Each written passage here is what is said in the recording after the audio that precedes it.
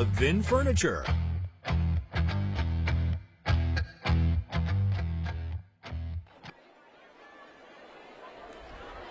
The beauty of Berlin, and tonight two bitter rivals square off here in the ICC. Two of the best of District 5 and two of the best of the Commonwealth. A pair of 4-1 teams. As tonight, the Meyersdale Red Raiders visit the Berlin Brothers Valley Mountaineers in the backyard brawl here on the Good Feet Store's Friday Night Rivals, presented by Levin Furniture. As we welcome you inside the broadcast booth, Brian Tripp along with my friend and partner Rick Call. Rick, two rivals, but two rivals playing with significant stakes here tonight. Yeah, they are significant stakes. You might have expected Berlin not to be here. They're such a young team. 18 of their 22 starters are underclassmen. Meyersdale, a veteran-laden group. That 4-1 is no surprise for them. No, I'm glad you mentioned that veteran-laden group, because as you look at tonight's players to watch, we start with their quarterback, Lance Jones, a 3-year starter who now has added in a running game to complement already a dynamic passing attack. He's 6'3". He's thrown for 645 yards on the year, and also is averaging over 4.5 yards per carry now on the season for a deep, talented offense. So how do you slow it down for Berlin Brothers Valley, a defense averaging just 15 points per game against Seth Kimmel at linebackers, the tone setter for that defense, greater than 200 career tackles. That Kimmel name synonymous with Berlin football. And also on the offensive side, you see he's a running back as well. 2 touchdowns in each of his last 2 games. Now, Rick's keys to the game, they're brought to you by Priority First Federal Credit Union. Well, for Meyersdale, key number 1, 48 minutes. Their head coach, Ryan Donaldson, said he doesn't think they put together 48 minutes this year. They need to do it tonight. Key number 2, last chance for the seniors on this Meyersdale team. This may be their last opportunity to win this backyard brawl. For Berlin, key number 1, create havoc. They go into the football game, every football game, with the mindset of creating 3 turnovers. If they can get them here tonight, that'll go a long way toward their success. Key number 2, remain unselfish. Dante Paul says this is a very unselfish group. That has led to their success. All the hype, all the build-up, and both these communities love their high school football. When we come back, the teams take the field, and we'll have the opening kickoff here in the backyard brawl. 4-1 Meyersdale visiting 4-1 Berlin Brothers Valley, coming your way next here on the Good Feet Store's Friday Night Rivals, presented by Levin Furniture.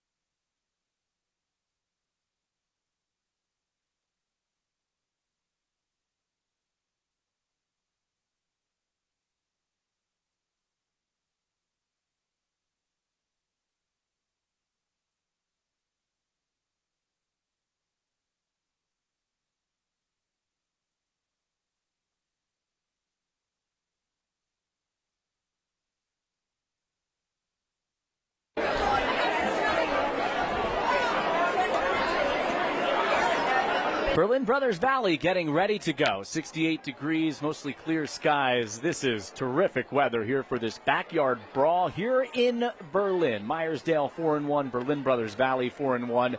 And as Meyersdale takes the field for the coin toss here, we already know that they are going to receive. Berlin Brothers Valley won the toss. They deferred. Meyersdale will receive. But you see Lance Jones right there, number 5, the senior that we spotlighted in the open, going against one of the guys we spotlighted for Berlin Brothers Valley, Seth Kimmel, number 29. This matchup, you have the talk throughout the week, the hype, the build-up. It's been dominated by Berlin, as you touched on, Rick, in the open.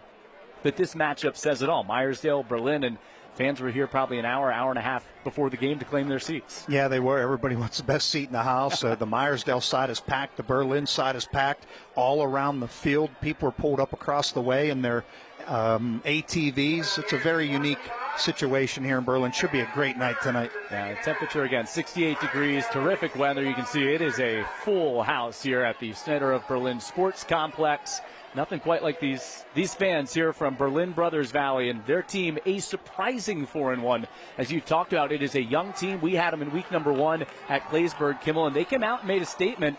And it's a team that has a variety of options offensively and some great leadership on the defensive side. You said it's a young team, but I'll tell you, the leadership they're getting from some of their veteran guys has been really impressive for Dante Paul in his first season, inheriting the reins of the program from his dad, Doug. Yeah, he's done a great job so far. And like you said, the leadership, you look, when you're a young team, you look to those guys who have been there, who've done it before. You look to a guy like Seth Kimmel, guys like that. They're getting that leadership. That's why they're 4-1. And there is a look at the Berlin head coach. Dante Paul in his first season, they've only had one hiccup this year. It came against Wilmington in a non-league game, 35-0 back on Friday, September 12th in Week 4. In fact, both these teams, their lone loss in Week 4, had a big bounce back. Both teams last week. Meyersdale bounced back in convincing fashion at Tussey Mountain, 27-12. A pretty good Tussey Mountain team this year, so you feel like both teams coming in, heading in the right direction. Now you're in Week 6, second half of the year. You're setting up for the stretch run, and this game could have title implications in the ICC South. Yeah, it absolutely could. This rivalry goes back, I believe, to around 1940. That's how long these two schools have been playing. They're separated by about 15 minutes. But I'll tell you this. The last time Meyersdale won here at Berlin, September 7th, 2007, Doug Paul and Berlin dominating this series. Now Dante taking over and hoping his Mountaineers, as they break the huddle, can do the same thing here tonight to get to 5-1 on the air. This should be a good one. Settle in. Seth Kimmel has it teed up. Caleb Sines and Caden Snyder deep for Meyersdale. Off we go with a line drive kick, and it skips past Snyder and into the end zone for a touchback. The 6th touchback this year for Kimmel. And Meyersdale will start with the football deep inside its own territory, and offense averaging nearly 40, make it 31 points per game. And a really well-balanced offense with Lance Jones at the helm. Yeah, he's a guy who knows this offense. As you mentioned, Brian, third-year starter. He knows this offense inside and out. You're going to see no panic from him tonight. He's just going to be at the reins. He's going to be at the helm. Guys are going to look to him for direction. He's going to be able to provide that. 153 points through 5 games on the year, 30.5 points per game. 129 pass yards, 138 rush yards per game. Not gaudy numbers, but they do not make mistakes. They're plus 11 in the turnover category this year. It's a disciplined, well-coached veteran football team. And that's one thing Berlin relies on, getting turnovers. So we'll see how that all plays out here tonight. Strength on strength, as you'd expect here between a couple of really good teams. Lance Jones with Spencer Whitfield in the backfield, and Jones, time to pass now, runs out of time, gets to the line of scrimmage, and then finds Whitfield in space, makes a couple of moves, and a physical catch and run out to the 39-yard line. It's a 19-yard pickup and a first down, brought to you by UMH Properties. Live better, start sooner with UMH Properties. Visit UMH.com.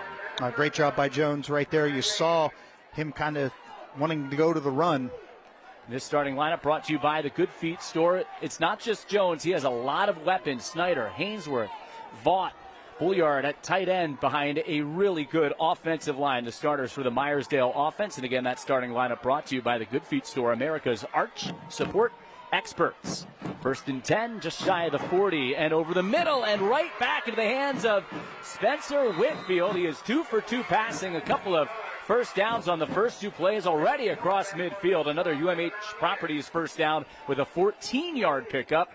And as they get to the line of scrimmage, let's take a look at that Berlin Brothers Valley defense, a defense on its heels, stingy so far this year, but on its heels. That starting lineup for Berlin Brothers Valley brought to you by the Good Feet store, America's arch support experts.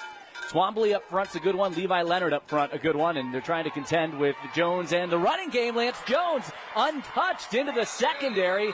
4 pounds and big chunk yardage for Meyersdale. And that, again, deja vu brought to you by UMH Properties. If you're Meyersdale, you could not have scripted a better start. The first play was just a broken play, kind of a scramble play, and Jones able to keep the play alive, dumped it off. The second two, I mean, the good pass to Whitfield, and right there he takes off and runs. He sees a little green grass, and he's able to pick up nice yardage. And that's what makes Whitfield so tough to contend with. They will line him up all over the field for Meyersdale.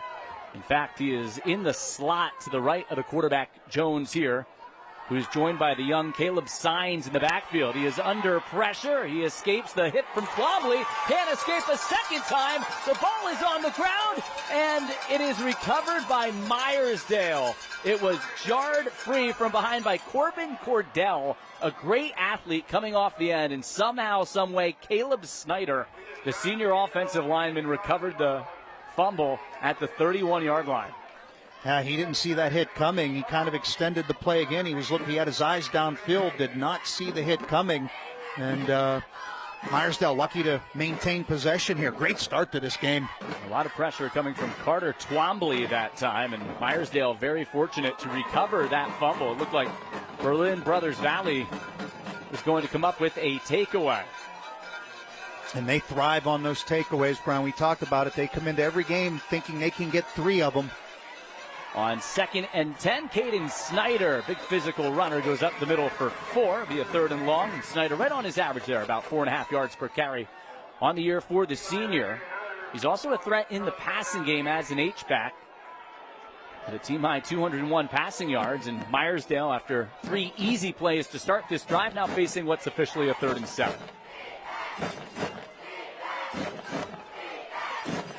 You can hear the crowd here right in front of us really getting into this one early.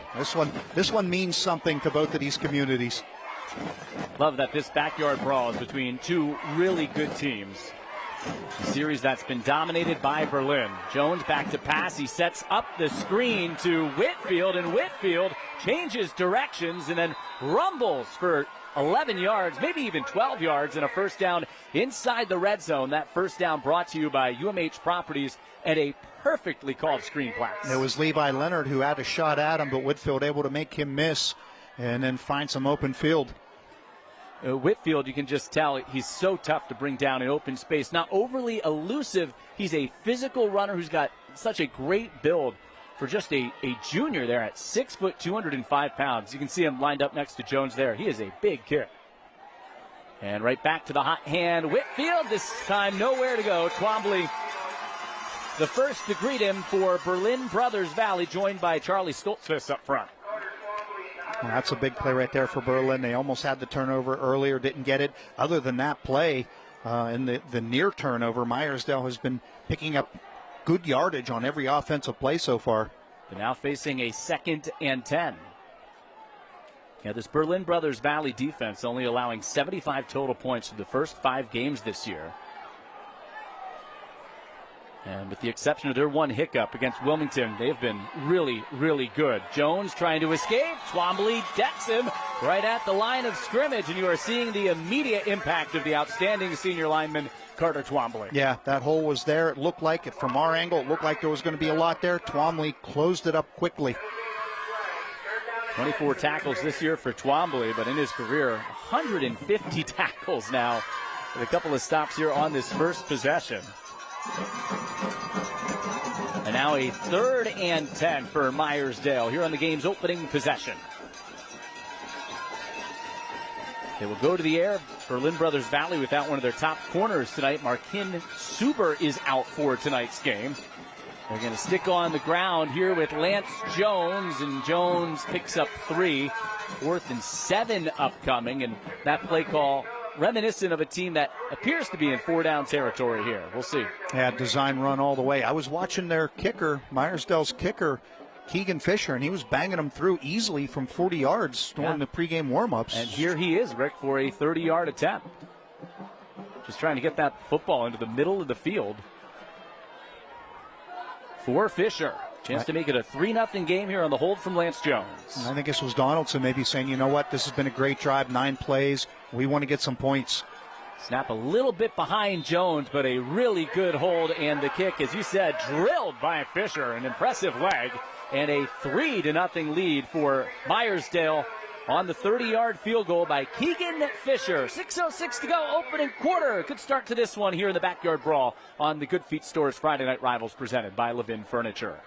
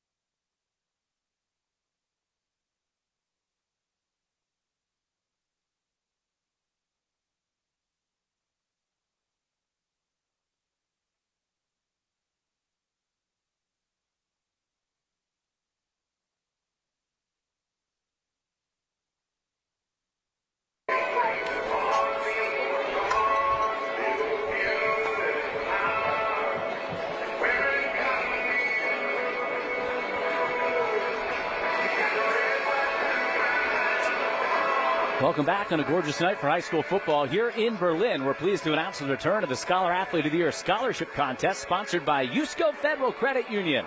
One deserving senior scholar athlete will receive a $5,000 scholarship courtesy of USCO Federal Credit Union. Complete rules are available on WJACTV.com/contest. All athletes are selected by their school's athletic directors or principals. Terrific opening drive by Meyersdale. Take the opening kickoff from the 20-yard line. March the ball 60 yards on 10 plays. And a 3-0 lead on the field goal from Keegan Fisher. A 30-yard kick. A drive that started just humming along, and then Berlin Brothers Valley made enough adjustments to bend and not break on the opening possession for their arch nemesis, the Red Raiders of Meyersdale.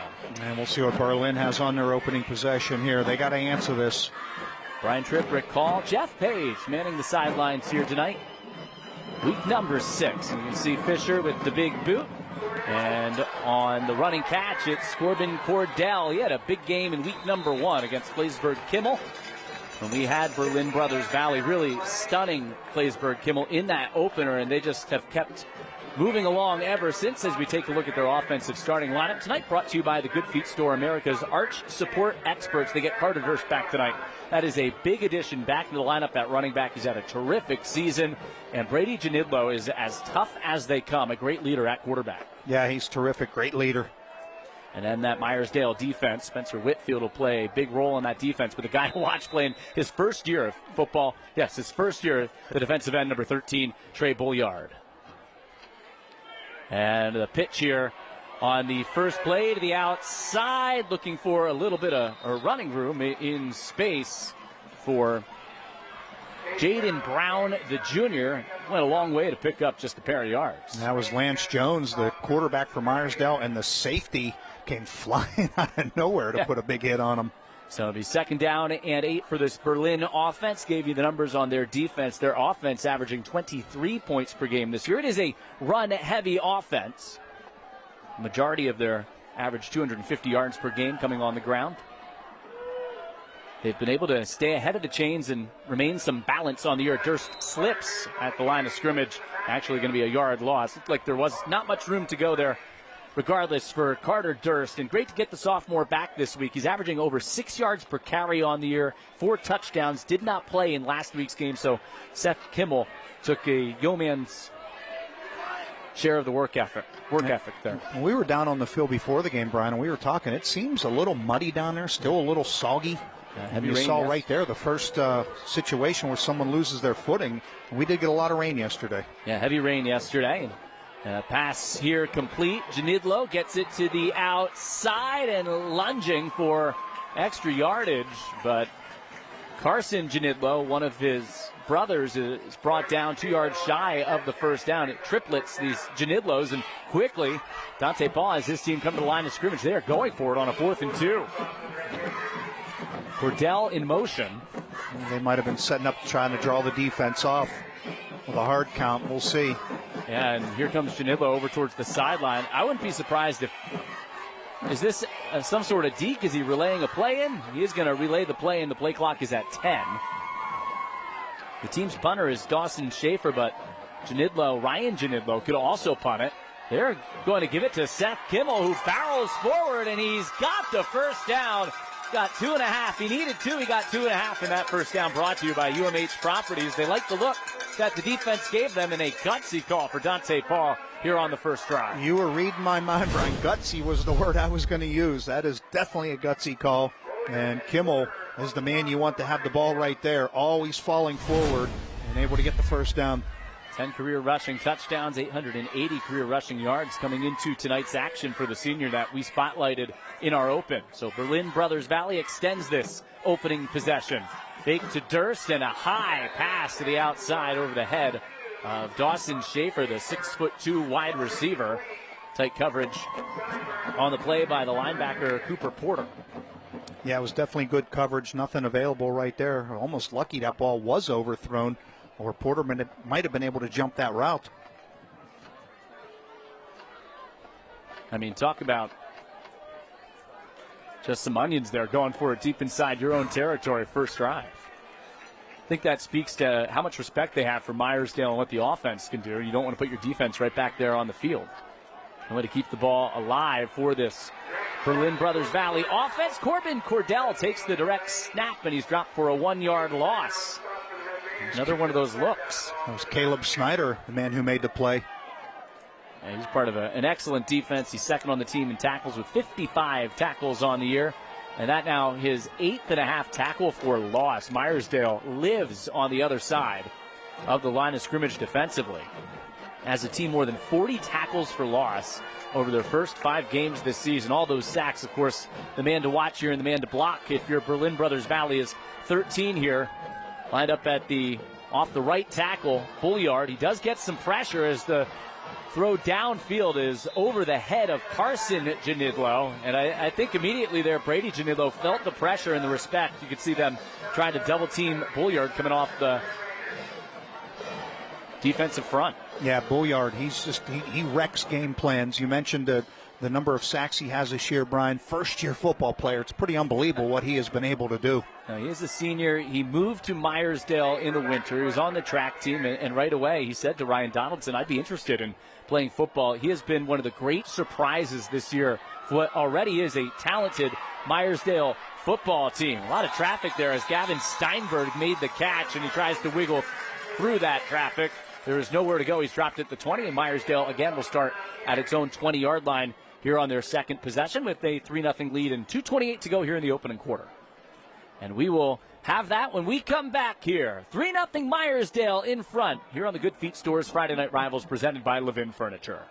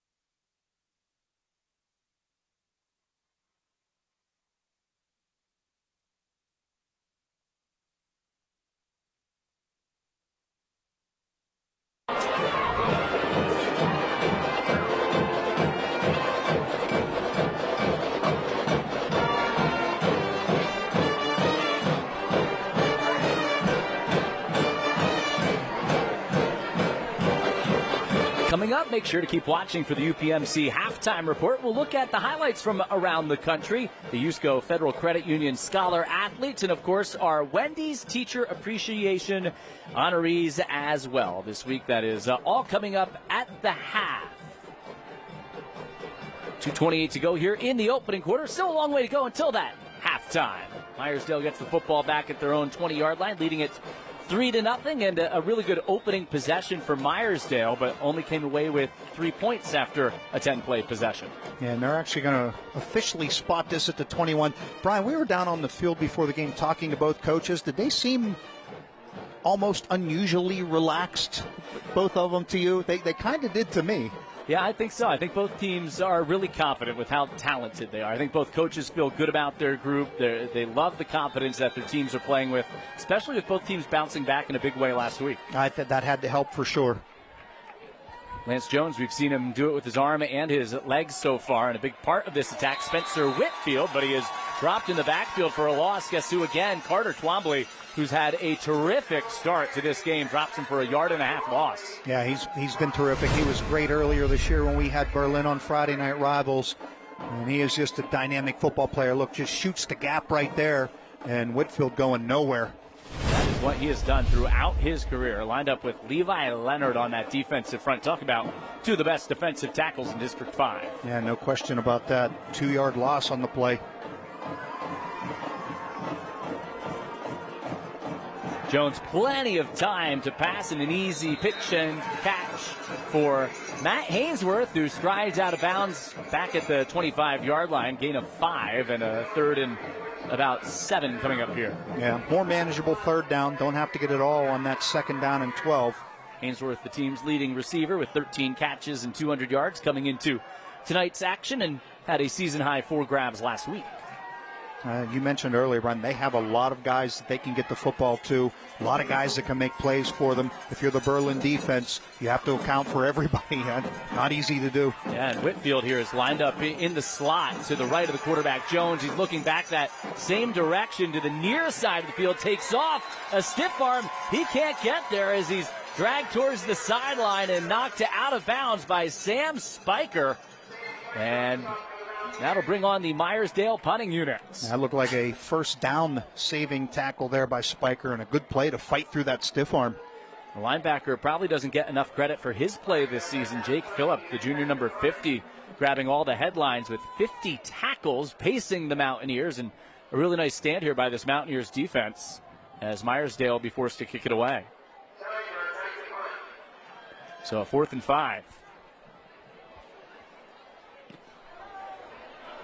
High, excellent kick that is fielded by Cordell at his own 39-yard line, and Cordell spins and eventually is going to be brought down. Takes 3 or 4 Red Raiders to bring Corbin Cordell down. Decent field position, though, here for Berlin Brothers Valley on their 2nd possession. Yeah, it absolutely is. They're going to give them forward progress out to the 43. What did you see from their offense on the first drive?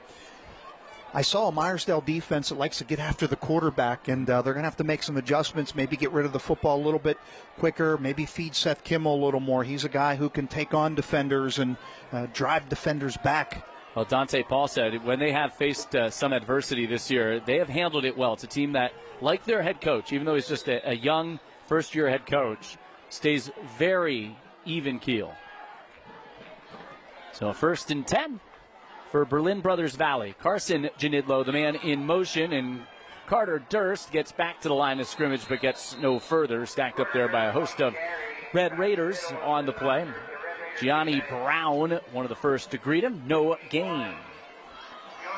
WJC TV and the Good Feet stores want to thank our home school, Berlin Brothers Valley, for hosting tonight's game. WJC TV and the Good Feet store are proud to support our local schools, and tonight we're donating $500 to our great hosts here in Berlin, the Mountaineers of Berlin Brothers Valley, welcoming in our Friday Night Rivals crew. Here for week 6, it's a 1-yard gain and a 2nd and 9 on what should be the final play of this opening quarter. Corbin Cordell looking for a block from Kimmel and company, strung out and picks up 1, 3rd and long to start the 2nd quarter for Berlin Brothers Valley, trailing 3-0 here at home in the backyard brawl against Meyersdale. We'll be back. 2nd quarter coming your way next here on the Good Feet Stores Friday Night Rivals, presented by Levin Furniture.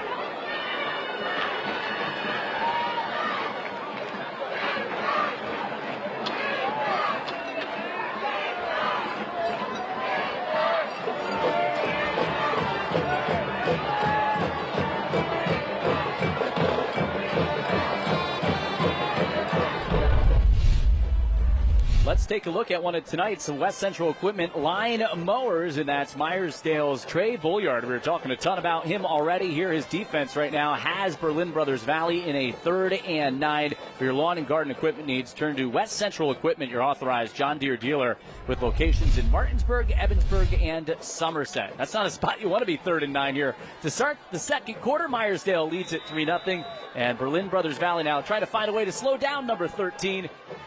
And movement up front, right across from Bulliard. Levi Leonard, the veteran right tackle, moved early on the play, and offense, you can see the impact. Number 61, 5 yards, still 3rd down. As Mike Price, our referee, gives us the call, you can see the impact that Bulliard has and the attention he's getting here in just his first season of football. Yeah, he's not the biggest guy, Bulliard, but watching him at the snap, he comes off the line of scrimmage so fast, and I think that is what the offensive lineman was thinking. I got to get out of my stance and get up quickly enough here to get a helmet on him. He's just so quick off that edge. Now becomes a 3rd and 14. Jaden Brown runs up the middle, gets 2, but he's dropped almost immediately on the play by Cooper Porter, the linebacker.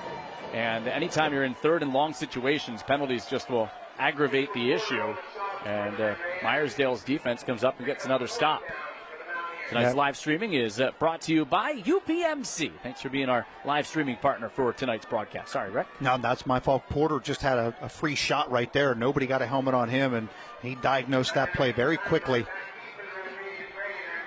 It is a line drive kick by Dawson Schaefer. And they elect, because it's all knuckling around there on that surface, Cordell downs it at the 21. And Meyersdale, familiar starting field position here for this first possession of the second quarter. Yeah, they began the first drive at their own 20, the next one at their own 21, and this one will be at their own 21. So they, as you said, very familiar starting field position.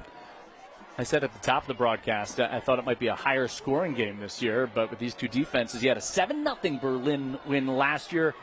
The numbers in that game really astounding. Just 264 combined yards and 7 combined points in that football game. Berlin won at 7-0. They've won 15 of the last 16 between these two programs and 5 straight.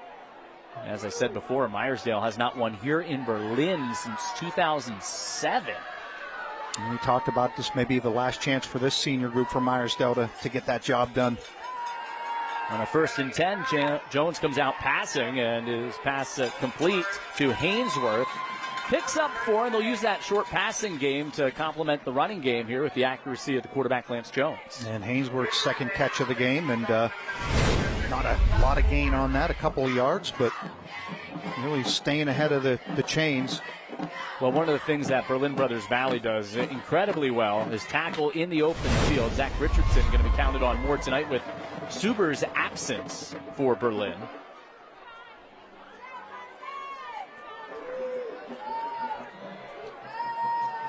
Second down and 6.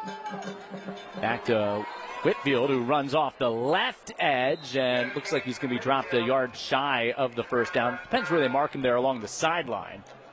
Richardson again makes the tackle. 3rd and short upcoming. Yeah, 3rd and short situation you obviously aren't displeased about being in. And it's going to be about 3rd and about long 1, short 2. Looks like tonight you're going to have to earn every single yard, probably to no surprise with these two teams squaring off. Yeah, this has been one of those games so far. Really at the point of attack, there's just been some hard hitting, and whoever wins at the point of attack at the line of scrimmage going to have a good chance in this football game. Dante Paul told us that football comes down to physicality and toughness, and Lance Jones has it right here on this run as he takes it all the way out to the 43-yard line. It's a first down brought to you by Ziegler Chevrolet, as he scampers for 14 yards on a 3rd and 1.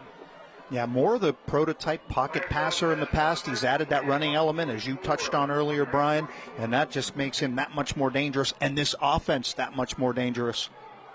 Just adds another weapon in that backfield to account for with his legs. And just another dimension. As Cooper Porter and Spencer Whitfield lined up next to him here, they're just into block as he goes back to the outside. Nick Kimball dives, and Nick Kimball unable to hang on to that pass along the sideline, just a little off target. Again, Richardson in coverage. Yeah, I think that was meant to be a back shoulder throw, and maybe I think he just took that route maybe a couple of yards deeper than Jones thought. It just didn't seem like they were on the same page there. You don't see a lot of pass-first teams here in District 5, especially a single-A team like Meyersdale, but that adds a nice wrinkle to the arsenal they have on offense. Yeah, it absolutely does. You can do it when you have a third-year starter at quarterback. They love his leadership, his smarts, and what he brings to the table. Gets it out to Cooper Porter, but it is well diagnosed as he was drilled immediately on the play by Mason Hoyman. Undersized, but plays with great heart and intensity, and flags fly on the tackle and the celebration from Hoyman. I'll have to wait to get an explanation of this one. Not sure. It's marked as a 2-yard loss as he was waiting for it. He is 5'6", 125, but Dante Paul, his head coach, said he just gives 110%. And it's heart over height for that guy right there, and you can see it. That he brought down a tough customer in the open field. Dead ball, personal foul, number 33, offense. It will be third down. So it's against Cooper Porter there on that tackle when the two were separated by the officials. I did not see it. Let's see what happened here. That's just a good fundamental tackle right there. Ooh. A little shove after the play. Both players were jawing back and forth, and our referees want to make sure they have control of this game. But in this backyard brawl, that one, I know personally I would have let go. Yeah, I think I would have too. And that one hurts Meyersdale. So an incomplete pass on first down, and then a 2-yard loss on the passing play on second down. It's a dead ball foul, so it is third down and 25 now for this Meyersdale offense. Must get into Berlin territory to the Berlin 47 for a first down. Defensive battle so far here in the backyard brawl. Jones hands it back off inside on some misdirection and not fooling Berlin Brothers Valley in this stout defense. Seth Kimmel making the tackle and brings down Whitfield after a short gain and forces the punt. Yeah, definite misdirection. They moved everybody to the left. You'll see it here. And then handed it back coming to the right. But the Berlin defenders on this side stayed at home. Were able to make the play and force the punt. Jake Phillip joining Kimmel there, making the stop. Two guys that you would not expect to be fooled by a play like that. Two of the leading tacklers on this Berlin defense. And the Mountaineers a chance now to get it back with decent field position. As the punt comes from Gavin Steinberg. Plenty of time to get it away. Line drive kick. They're going to let it bounce. And it will take a Meyersdale roll down near the 30-yard line. And that's where Berlin Brothers Valley will take over, looking to get on the scoreboard when we come back. 3-0 Meyersdale leading it here. Second quarter in the backyard brawl on the Good Feet Stores Friday Night Rivals presented by Levin Furniture.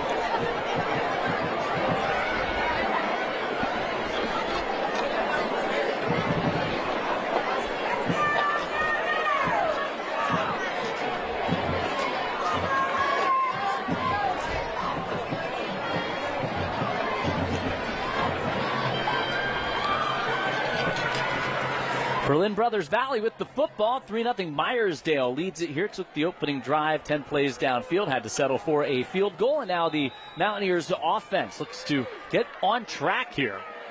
It has been all Meyersdale defensively here in the football game. Carter Durst, a flag flies. He picks up maybe 3. That flag in the direction of holding. Caleb Sines and Cooper Porter trip him up. I think you're right, Brian. I think that is going to be the call. One of the interior linemen for Berlin's going to get flagged here. Meyersdale, Ryan Donaldson accepting the penalty. Holding. Offense. number 64. First down. Talk about the meaning of this game in these two communities. Donaldson, a Meyersdale graduate, 2008. Dante Paul, of course, playing for his dad, Doug, along with his brother, Isaiah, on the coaching staff now and leading this Berlin Brothers Valley team. It is in the blood of both of these programs here to play in this type of game, and one tonight with great stakes with both teams 4-1, and both teams fighting for first place here in the ICC South. Berlin Brothers Valley 2-0 in the league. Winber and Meyersdale are 2-1. So this is a huge game here for Meyersdale, which has its own lead loss in the league to Winber a couple of weeks ago. Direct snap on the play to Carter Durst. And they've used that direct snap tonight to get numbers in the running game a couple of times and get some of the penalty yardage back, 7-yard pickup. Yeah, right now the Meyersdale defensive line is really controlling things out there in this football game. Berlin, just not a lot of room to run.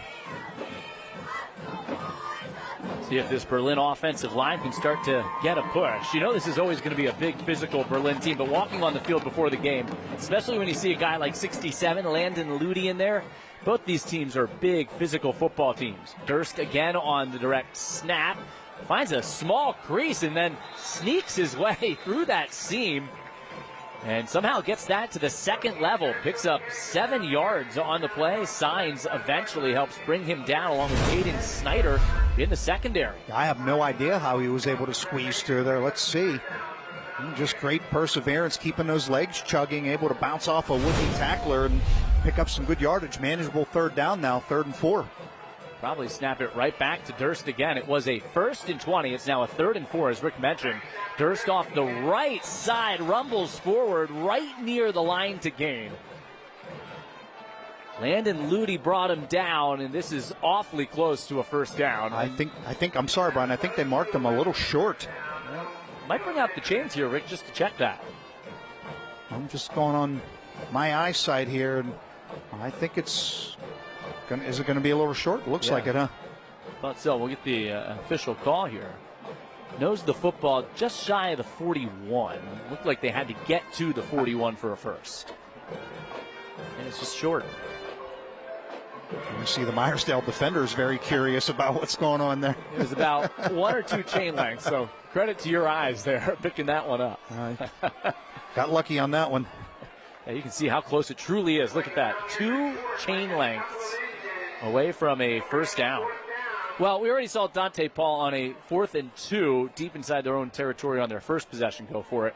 Have to figure if that's the game plan tonight, he'll go for it again here, especially the way Durst is running on this drive. I was kind of thinking the same thing. We haven't seen a lot of Kimmel either, but Durst seems to be the hot hand right now. See if he goes up under center and takes it, just kind of fall forward.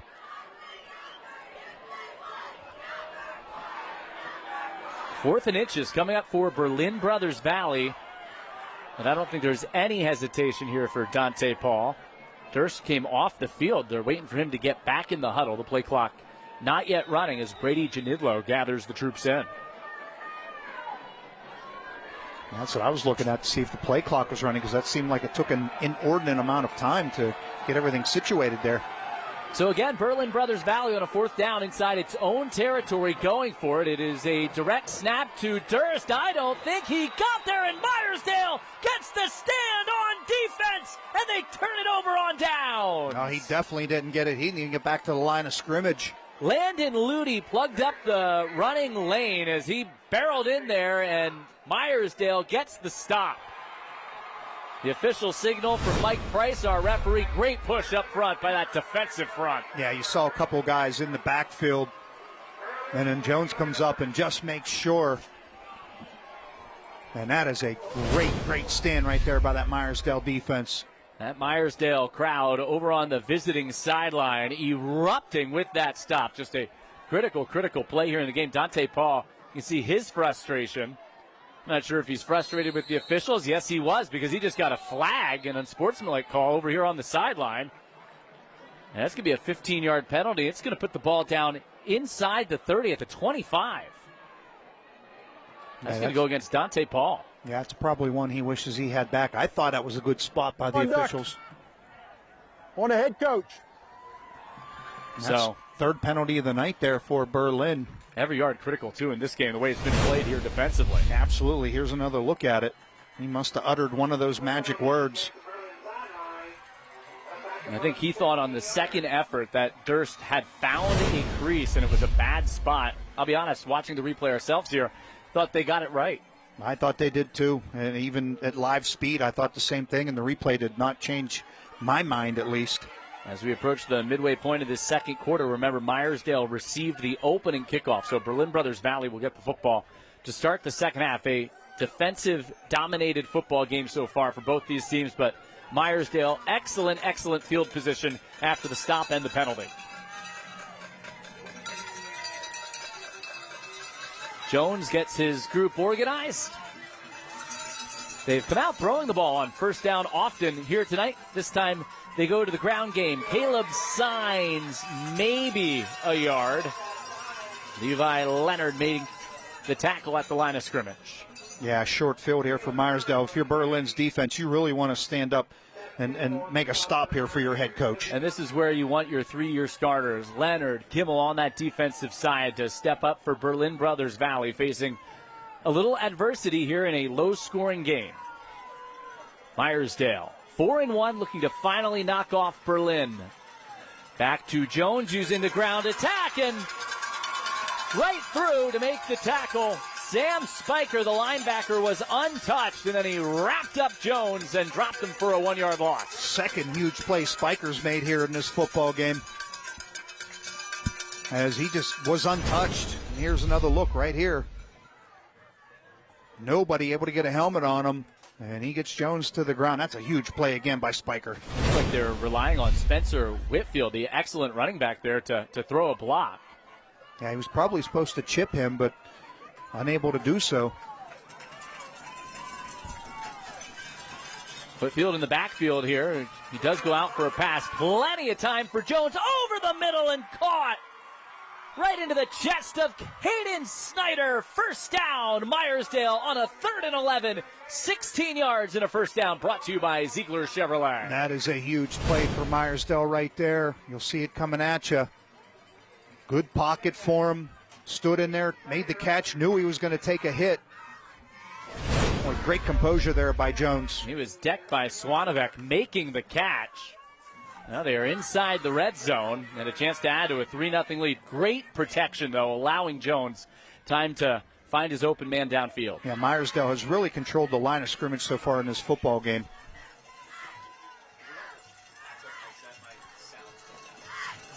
It is Jones following that lead block, picks up 3. This is a big point in this football game. Had to settle for 3 on an excellent opening possession. These games that are low scoring are often decided by conversions in the red zone. Yeah, no question about that. Red zone offense, such an important part. They still can get a first down inside the 5 at about the 2.5. And under 4 to play here in the second quarter. 3-0 Meyersdale. The only points coming on a 30-yard Keegan Fisher field goal on their opening possession here tonight. Trying to capitalize on great field position. Time again for Jones. Now runs out of time. Uses his legs up the middle and barrels his way down inside the 5-yard line. Swanovec makes the tackle. He is right near a first down. Looks like maybe a half-yard shy. It'll be 3rd and short. Yeah, not a bad situation to be in, though. 3rd and a half a yard from the opposing 3 to pick up a first down, keep the chains moving. And, yeah, Jones, just that extra element to his game was, as we said earlier, the more the pocket passer right there, added that running aspect, and that makes him so difficult to defend. Spot the ball. They're at the 3, about a yard shy of the first. Berlin defense bent, but did not break on that first drive. Signs trying to push forward, second effort. He cannot get through. Carter Durst was at his ankles. Actually drops him for a yard loss. And now you have a 4th and 2 in a decision here for Ryan Donaldson. You know he wants 6, but does he elect to settle for 3? Yeah, this is a tough decision to make right here for the head coach. They had a half yard to go. They actually lost yardage on that play, and we'll see what the head coach, Ryan Donaldson, decides here. Both teams have all 3 timeouts, and wonder if he's going to use one of those timeouts to think about it here. Lance Jones is heading over towards the sideline. Meyersdale, big decision.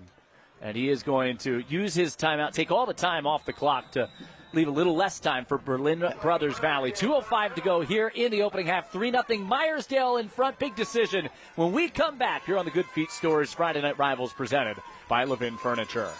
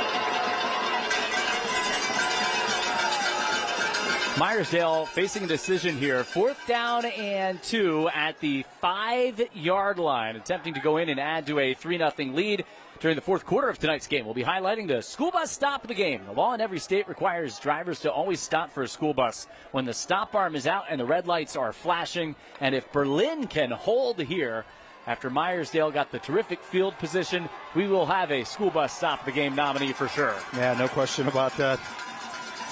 Huge moment in this football game.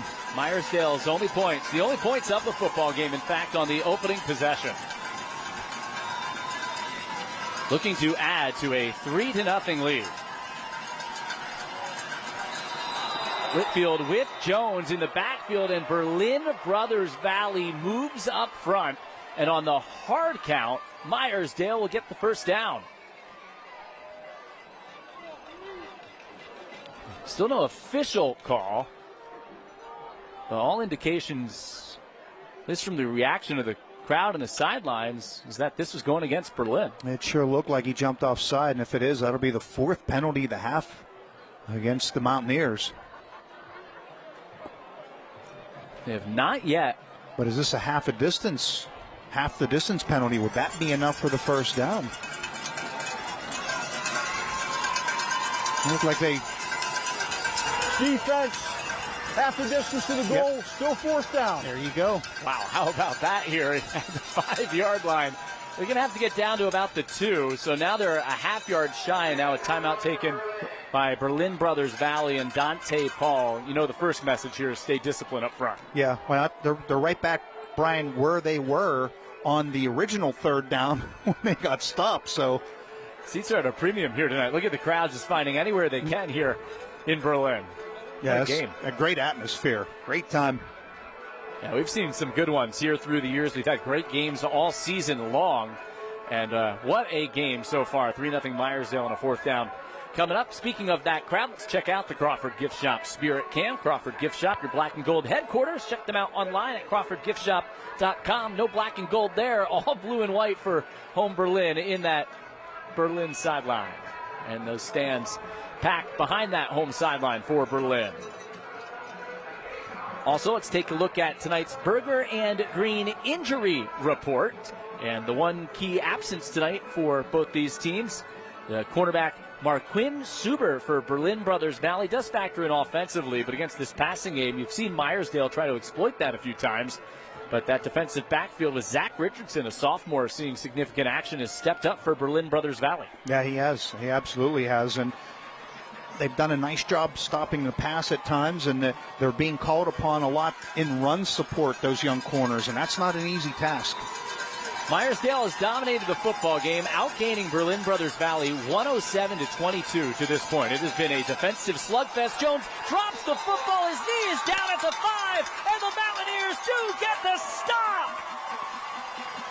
What a stand by Berlin Brothers Valley, and they'll take over deep inside their own territory with 1:59 to go in the opening half.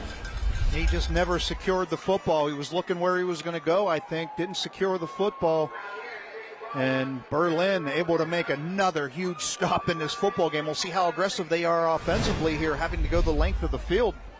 Timeout's a factor for both teams. Meyersdale, Ryan Donaldson still has 2 timeouts. They could get the ball back as well, so we'll see how both teams manage it. What a stop, and that certainly is one of our school bus stop of the game nominees right there for Berlin. Meyersdale electing to go for it after settling for a field goal on their opening possession.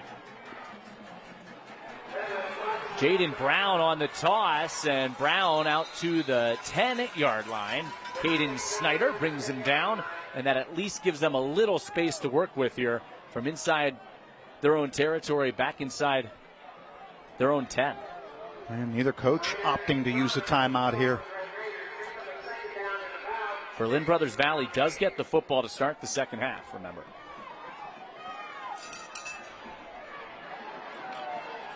Brown averaging just north of 3.5 yards per carry this year, and somewhat limited action for the junior back. He's got it again, and he's got a good surge up front. Picks up 3 yards, and a 3rd and short upcoming here. And again, neither team using a timeout. And Meyersdale just kind of keeping some people in that prevent defense mode, and that's allowing Berlin to get some yardage they couldn't get earlier in this half, running the football right up the gap. Under 1 minute to play here in the opening half. 3-0 Meyersdale, the only points on the opening possession of the ball game. Brown looking for a seam and nowhere to go. He is thrown down. Ludi leading the charge.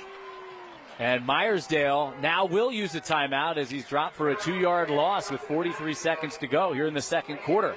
And that gives us an opportunity to take a look at one of tonight's West Central Equipment line mowers. Trey Bulliard, known for getting after the quarterback in the pass game. His defense standing tall against the run game here and forcing Berlin Brothers Valley to kick it away. But Bulliard, a big part of a defensive front that's been so good tonight for Meyersdale, really just holding Berlin Brothers Valley in check. They only have 30 yards of offense here in the opening half. Yeah, that's not much, and he has been terrific. He gets off the ball so quickly, that first step so quick to get to the quarterback.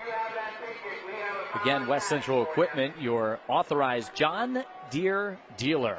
Brian Tripp, Rick Call, Jeff Page, and our outstanding crew coming up at the half. And our halftime brought to you by UPMC. We'll look at the highlights from around the country, plus Wendy's Teacher Appreciation Honorees and the USCO Federal Credit Union Scholar Athletes. That's coming up here in just a moment once we reach the half.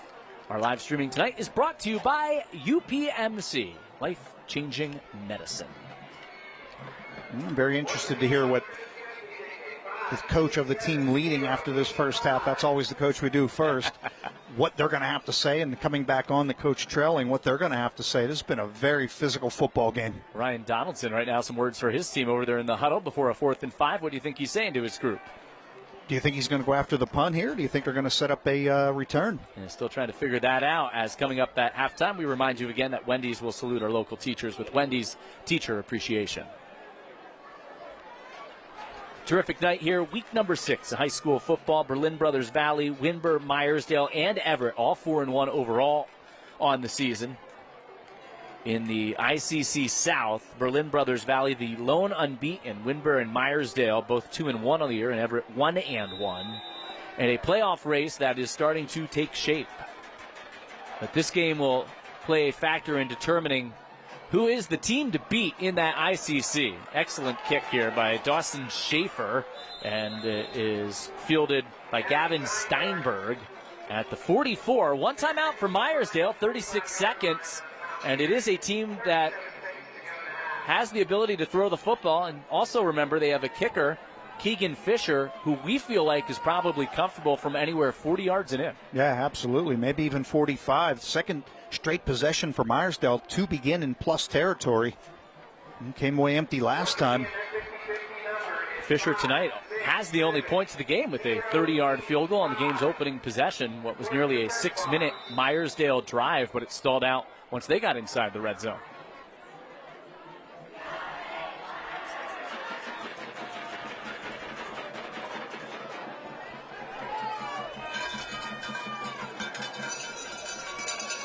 Play clock is down under 10 as Meyersdale finally breaks the huddle. I'm not sure Lance Jones recognizes it. He does get them to the line in a hurry. And he's got time to throw, goes down the middle, in and out of the hands of Hainsworth. The big hit applied helped jar it free.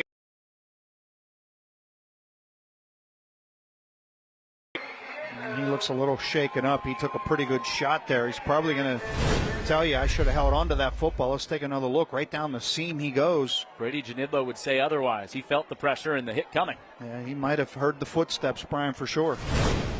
31 seconds left. Make it 30 seconds left. And still that timeout remaining for Meyersdale.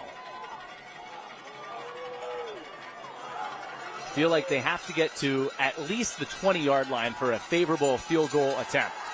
Jones has had all day to throw. Checks it down to Spencer Whitfield. Short pickup to 3, and Ryan Donaldson, in all likelihood, will have to use that timeout right here.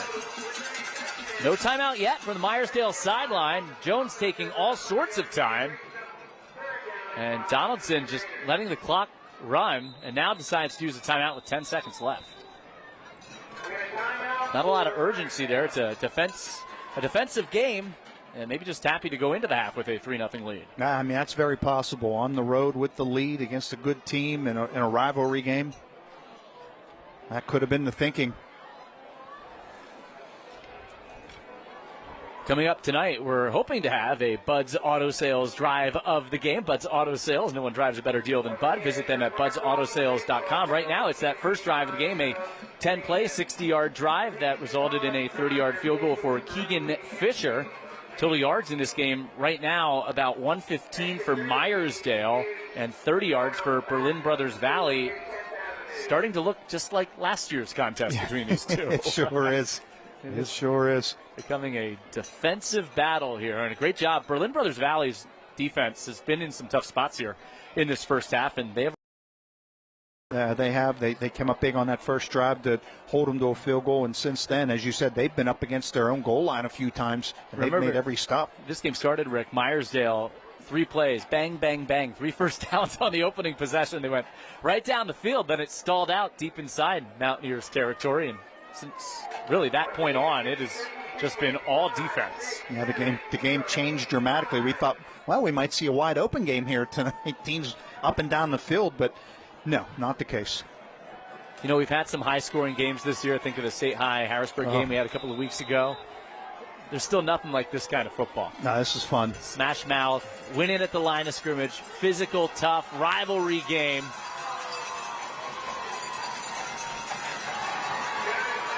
And Jones could be the final play of the half. He shakes free, then is dropped by Kimmel. He's sacked, and that takes us to halftime. Of course, on a defensive play, and a standout play by Seth Kimmel with the sack, and a 3-0 Meyersdale lead here at the half. Absolutely is. Good coverage downfield by Berlin. Nowhere to go with that football, and Kimmel just came in and mopped it all up. Jeff Page will speak with Ryan Donaldson here in a moment. I'm sure he's thrilled that his team's in front, but that offense stalling out could have added to a 3-0 lead on their penultimate possession of that first half. Yeah, and the drive right before, they were inside the really about the 2.5-yard line and came away empty, Brian. So you're kind of torn, I think, if you're Ryan Donaldson. Hey, we got the lead on the road in a rivalry game at halftime. However, we probably should be up more. And Berlin Brothers Valley has the momentum, and they will get the football to start the second half. They get that defensive stop and then get the sack to take us into halftime. And now Jeff is standing by with Ryan Donaldson down on the field.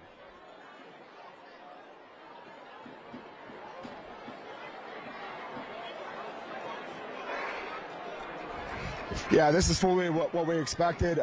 This rivalry is one of the best in the area, and so far, we're on the upper end of things. But in my opinion, it's a 0-0 ball game, and based on how this game has gone in the past, at this point, we got 24 minutes left, and we got to just play Meyersdale football.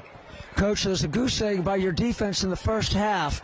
What is going to be the message offensively to your team for the second half? So the message defensively is to keep staying on our keys. We're getting after these guys. We're winning the battle up front, and we just got to make sure we make tackles like we have. Second half, we obviously have to be ready for the passing game. Coach, good luck. Best of luck to you. Thank you so much, sir. Thank you for having me. Back to you guys. I like Jeff. He's intense down there in the action. You can feel it on the field tonight. Look at that. He's got a grin there from Jeff, who does an unbelievable job, and he's got the best seat in the house for this rivalry matchup. A 3-0 Meyersdale lead at the half. You're on the Good Feet Stores Friday Night Rivals, presented by Levin Furniture.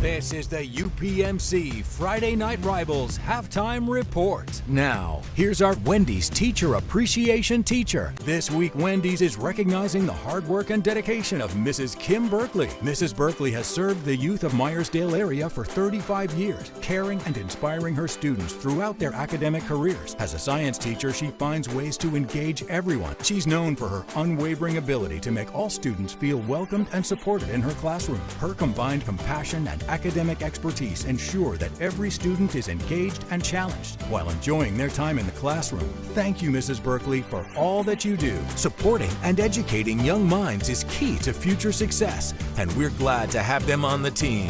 Wendy's thanks all teachers for their hard work and dedication to their students. Here's a look at what's coming up on WJAC TV. Let's meet the starting lineup for Team NBC and Peacock. Team who? Grant Hill. What is happening? At 6'9", Tracy McGrady. Yo, they're giving heights? Vince Carter. Jamal Crawford. That's my team. Carmelo Anthony. Are they even going to intro us? And Reggie Miller. NBA Tip-Off, October 21st, only on NBC and Peacock. Are we supposed to play them? Coming up, our next Wendy's Teacher Appreciation Teacher and our first USCO Federal Credit Union Scholar of the Year nominee.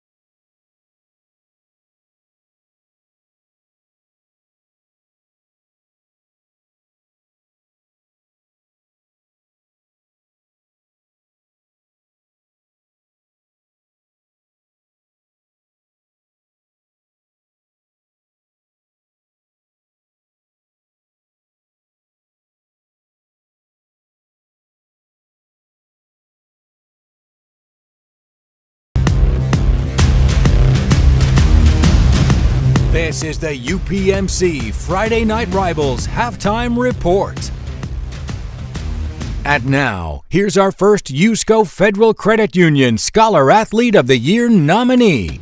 I'm Greg Sasitke from USCO Federal Credit Union with tonight's first nominee for this year's USCO Federal Credit Union Scholar Athlete of the Year Scholarship Contest. Congratulations to Lexi Fairman from Berlin Brothers Valley High School. Lexi has always maintained a 4.0 GPA or higher as a multi-sport athlete. She's a state champ in basketball, a district champ in volleyball, and an inter-county conference champ in track and field. Lexi is a leader at school, serving as Student Council Vice President and National Honor Society Secretary.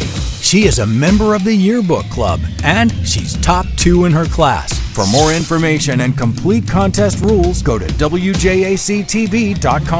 Coming up, our next Wendy's Teacher Appreciation Teacher.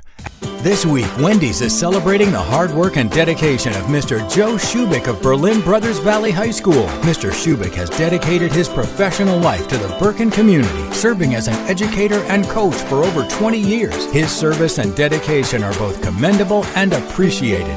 Thank you, Mr. Shubik, for all you do. Supporting and educating young minds is key to future success, and we're glad to have them on the team. Wendy's thanks all teachers for their hard work and dedication to their students.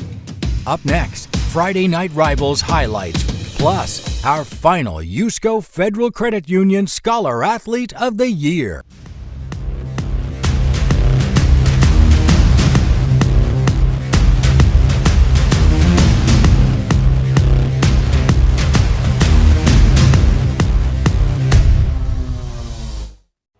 Good luck to both teams in tonight's Friday Night Rivals game from Ziegler Chevrolet.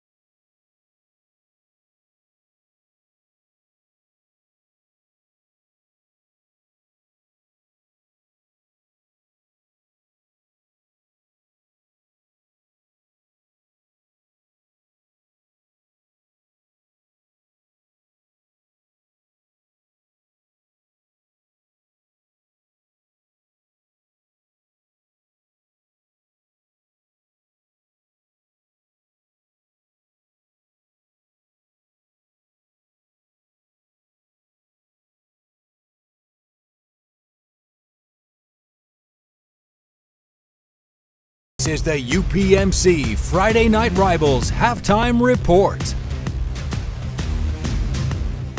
The best Thursday night lights and Friday night Rivals highlights from across the country. Angel's gonna run it. Case and Angel, first down and more. Case and Angel, midfield, still on his feet. There he goes. He's off to the races and no one's gonna catch him. Touchdown! He doesn't see Holloway coming right there. Oh, yeah. Yikes. Lands on his head. Fourth down, they're going to keep the offense on the field, going to the end zone. This ball's up for grabs. Jump ball, and it's caught! Oh, my goodness! Yes, it is. Kula again. To kind of see how he's doing and figure things out. A high snap way over his head. Again, a fine play, but he's in real trouble. Forget about it. Oh my goodness, just thrown down.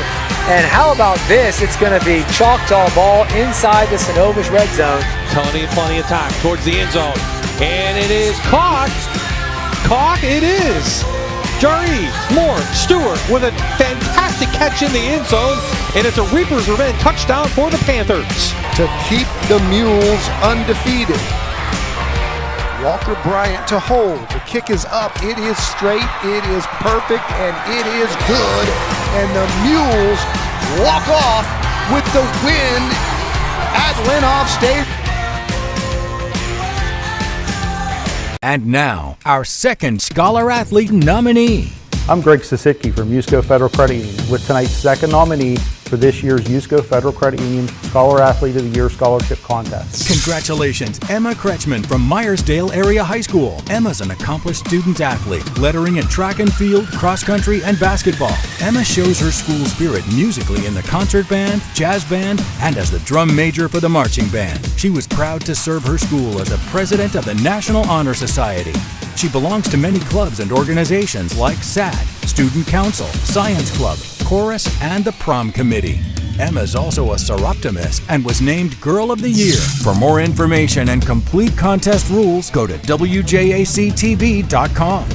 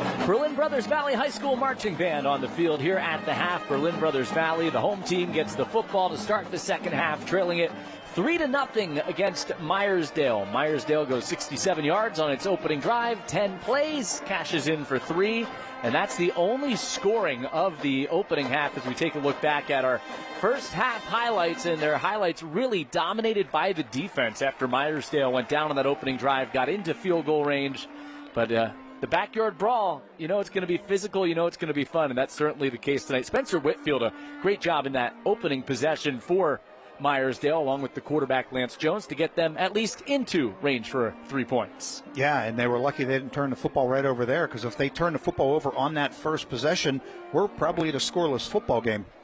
Jaden Brown trying to get on track for the running game for Berlin Brothers Valley, but yards were tough to come by in that opening half. A couple of quick passing plays to Matt Hainsworth, the leading receiver for Meyersdale. But you're seeing it time after time. You can go through a whole list of players on that defense. Carson McKenzie had the tackle there for the Red Raiders. Carter Twombly had a big half. And Jones was under wraps for most of it, trying to get that passing game on track. Overall, pretty efficient. You don't see many incompletions. 8 for 10, 75 yards. It's a game of inches here tonight. Yeah, it absolutely has. You talked about it earlier, Brian. Fighting for every blade of grass, and that's the kind of game we're having here tonight. Berlin only 26 total yards in this football game. Meyersdale did get back down inside the 5-yard line, had a 4th and 2, couldn't convert, so Berlin Brothers Valley standing tall here right in front of its goal line. It was a decision, right, for Ryan Donaldson. Do you, as the bands were waiting to take the field, do you take the 3 points to go up 6-0, or do you try for 6 points? And they ended up coming away with nothing. I think he kind of thought maybe this was an opportunity really to take a bigger stranglehold of this game. The way his defense is going, I think if he thought maybe if we went up 10-0, speaking of Meyersdale, that, that could have gone a long way. Physical yards hard to come by there in the opening half. Just 127 total yards combined. It's a 3-0 game after a 7-0 win for Berlin Brothers Valley last year. You see the Mountaineers just 1 first down, 4 penalties not helping their cause in that opening half, but they'll get the football here to start the second half. What do they have to do to get their offense on track? I think they have to mix it up a little bit. We talked to head coach Dante Paul earlier this week. He said that Corbin Cordell, you haven't even mentioned his name tonight, they use him as kind of a hybrid guy in a Wildcat look. We haven't seen that at all. I don't know if they're going to be able to beat Meyersdale straight up. They may have to start running some gadget plays, Brian. And we've seen those here before a time or two. Yeah, we have. We have. This was the site of one of the great games. It was against Conemaugh Valley a couple years ago, the hook and lateral. And that one went down in Berlin football lore without question. Well, this backyard brawl may be going down in lore tonight for one of these teams. Can Meyersdale finally win here on the road in Berlin? It's a 3-0 lead at the half. They're looking for their first win at this venue since 2007. Teams will be back on the field when we come back. Meyersdale leads at 3-0 here on the Good Feet Store's Friday Night Rivals, presented by Levin Furniture.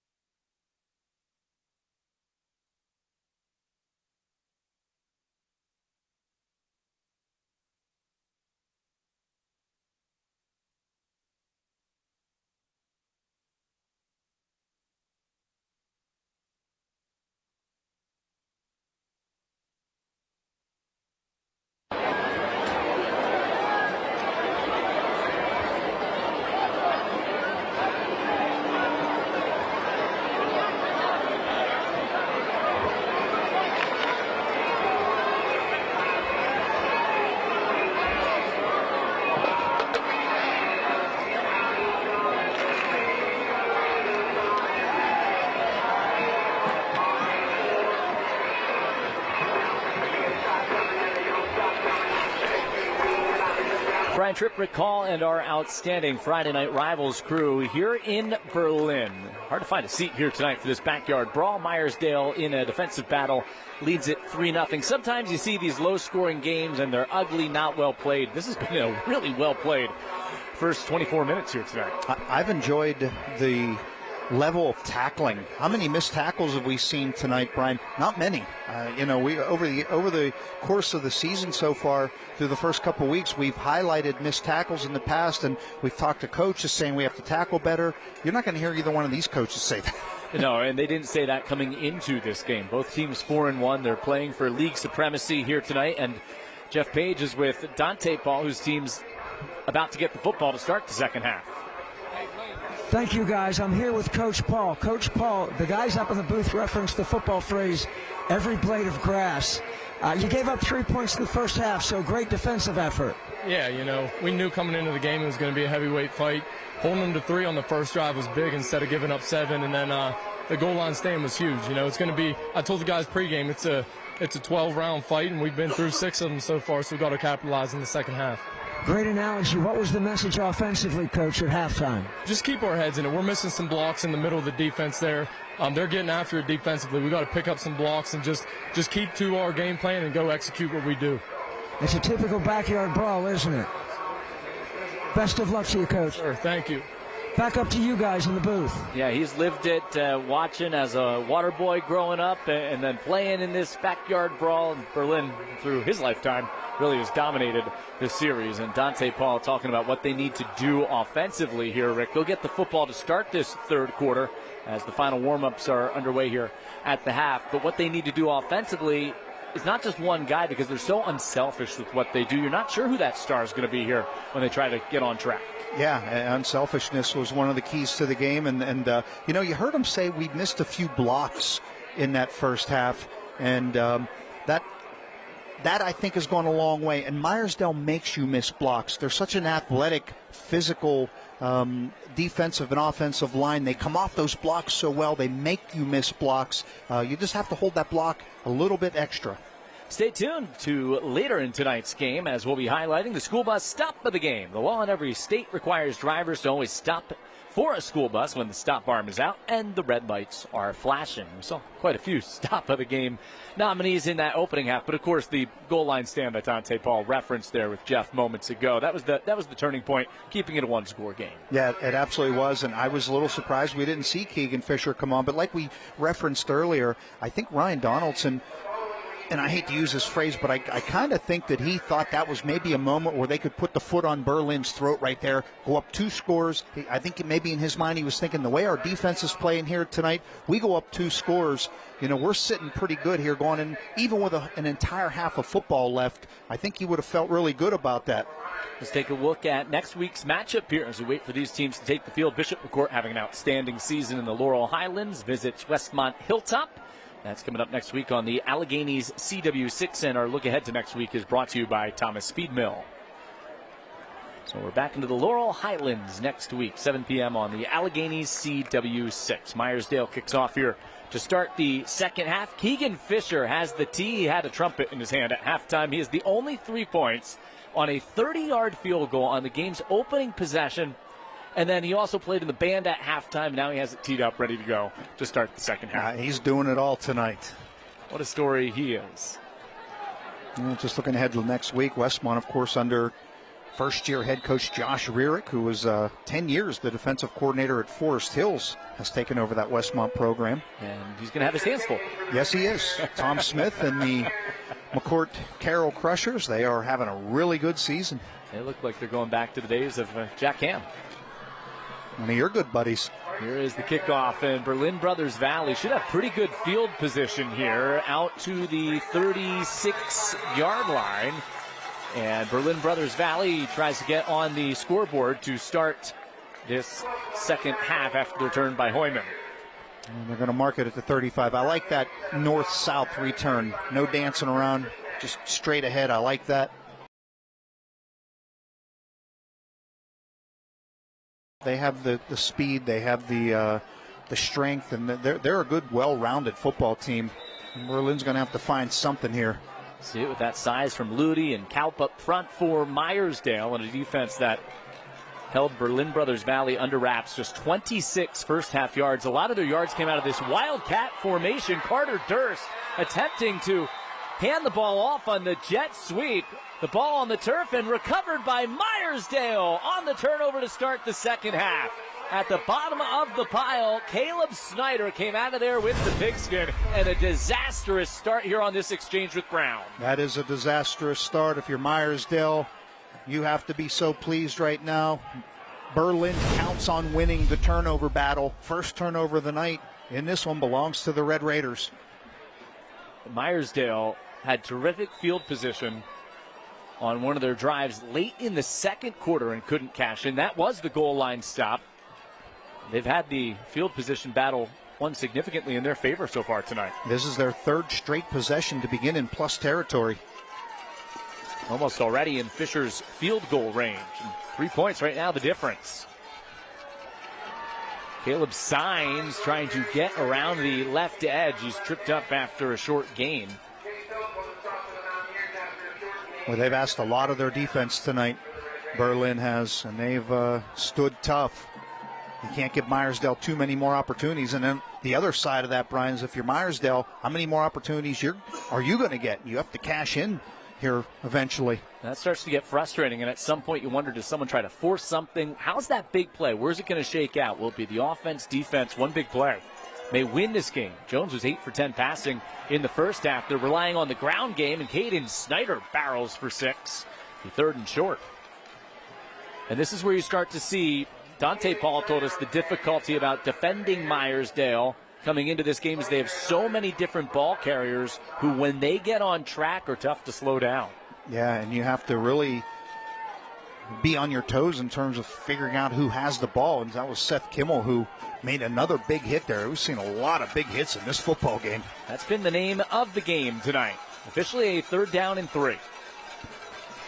Play clock is at 10 as finally Jones gets his team lined up. Whitfield and Signs in the backfield. Jones juggled the snap, takes it forward, and he appears to be just short of the line to gain. Looked like trouble again on that snap for Jones. It did. I mean, the field may be a little moist down there still, and that may be causing some problems. No, and especially at this end, to which Meyersdale is driving right now. It's a little muddier on this side. It's certainly not your smoothest surface to begin with. We were down there before the game. It truly is a backyard brawl out there on this field. Yeah, it really is. Right there, you'd be looking at about a 35-yarder. They're not going to bring Fisher on. Berlin looks for another stop defensively. It is Jones, and Jones with that extra leg drive picks up the first down, a 2-yard gain. And this time they convert on 4th and short. It's a UMH Properties first down. Live better, start sooner with UMH Properties. Only first downs and yardage just so hard to come by in this football game. He really had to work for that, too. Yes, he did, and might have been that second effort that really got him through there. And just a little bit of a seam, not much. Ball at the 16-yard line inside the red zone. Meyersdale looking to take advantage of a turnover from Berlin Brothers Valley on the first play of this 3rd quarter. To the edge, Whitfield tripped up down inside the 10-yard line. One of the best runs ever since that opening drive for Meyersdale comes from Spencer Whitfield around the right side. Yeah, we haven't seen anybody really be able to get to the edge too much here tonight. He did get a nice block on the edge, which allowed him to get there. The pulling guard able to create some extra space for him, and that was Caleb Snyder. Mr. Do-It-All Caleb Snyder. Snyder brothers really set the tone for this Meyersdale team. They were 2 tough, physical, do-it-all players. Sets up a 2nd and 1 here inside the 10. Spencer Whitfield drilled by Kimmel in the backfield. What a hit! That is not someone you want to get hit by right there, Seth Kimmel. He just shot the gap and stopped him dead in his tracks. And then Kimmel, recognizing the stakes, fires up his home crowd, which needed no further inspiration. No, they've been loud right in front of us here all night. It's been a great atmosphere. From a 2nd and 1, now a 3rd and 4. The Meyersdale offensive line that Ryan Donaldson, the head coach, challenged last week to try to run the football. And their biggest challenge tonight not coming from their head coach, but this Berlin defense. Jones, time, and now running out of time. Flushed out, he throws, and it is nearly intercepted along the sideline by Zach Richardson, and he had nothing but green grass ahead. And now you have another 4th down decision for Ryan Donaldson. And there is a flag down on the play. This might be a hold. It's in the defensive backfield away from the play. Richardson, I think, was thinking about the end zone, trying to catch that football. There was no receiver in the area. I think he might have just been trying to throw that football away and just didn't get it far enough. Number 51, grab it, grab and turn. So it is a hold, and it looks like Dante Paul will accept the penalty. So instead of a 4th and 4, he'll accept the penalty and back him up. I think Gianni Brown's going to be the man. Offense, number 51. 10-yard penalty, repeat 3rd down. Mike Price and his crew have done an unbelievable job tonight. This defense for Berlin Brothers Valley, a chance to get another stand here, put in a tough spot by their offense to start the 2nd half. See the numbers flashing in at the bottom of your screen, your halftime stats. 3rd and 14. Do you like the decision to back them up? And instead of a 4th and 4, you have a 3rd and 14. You know, I was just actually debating that in my own mind. I think I do. All right, we'll see if it pays off for Dante Paul with the ball back at the 19, and it's an errant snap. Jones lost the football. It's on the ground. Still loose. Berlin Brothers Valley recovers the fumble at midfield. Carter Durst finally picks up the hot potato. And the decision does pay off for Berlin. It sure does. We had no turnovers in the first half. Each team commits a turnover on their first possession of the second half. Twombly had the big hit to help knock it free, and then Durst finally picked up the pigskin at midfield. And the pendulum swinging back and forth to start this third quarter. Best starting field position of the night for Berlin. 2 4-1 football teams, bitter rivals, and it has all the makings of a classic here tonight.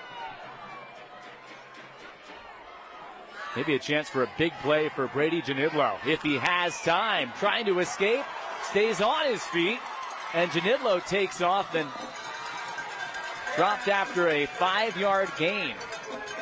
Snyder grabbed a hold of him at the 45. He was able to escape the rush from Bulliard, who's been active but has yet to record a sack tonight. Yeah, he was looking downfield, extended the play, just nothing available. Good coverage by the Meyersdale secondary, and he was able to pick up 5 out of it. Saw his elusiveness for the first time really tonight. Janillo had a great game passing last week, 10 for 16, a season high 128 yards, a couple of touchdowns. Did run for 74 yards in a game earlier this year against Mount Union. Berlin looks for the lead. Kimmel straight ahead for 2. And he was popped again on the play. Gavin Kalp was at his ankles. Cooper Porter applied the big hit. Yeah, Kimmel's usually on the other side of those big hits. He took a pretty good one right there. 3rd down and 3 and a big play coming up. Look at his jersey. That looks like a jersey that you'd have in the backyard brawl, number 29. We saw a little extra right there. Luckily for Berlin, they did not get penalized on that play. A little extra shot. Penalties hurt Berlin in that opening half. Kimmel up the guy, and he gains 2. Spencer Whitfield scraping down the line, tripped him up down near the ankles. He does not have enough for the first down, so another critical 4th down and short here in this football game. It's going to be 4th and 2. I thought it was going to be 4th and about 1.5 yards, but they're going to make it a full 2. Must get to the 40 for a first down. 4th downs have been the defining moments of this game. It all started on the opening drive for Berlin Brothers Valley with Dante Paul going for it deep inside his own territory. They were able to extend that drive, but ever since, really, it's been the defense standing tall on these 4th down situations. Janidlo looking for a block from Kimmel, dances, and nowhere to go. He's knocked down by Ludy, short of the line to gain, and Meyersdale now gets the stop on a 4th down. Second turnover on downs tonight of Berlin, and just nowhere to go right there. Meyersdale in the Berlin backfield right off the snap. Try to keep those extra blockers in for Janidlo. 5:56 to go, third quarter. 3-0 Meyersdale with the football when we come back at the 42. Here on the Good Feet Stores Friday Night Rivals presented by Levin Furniture.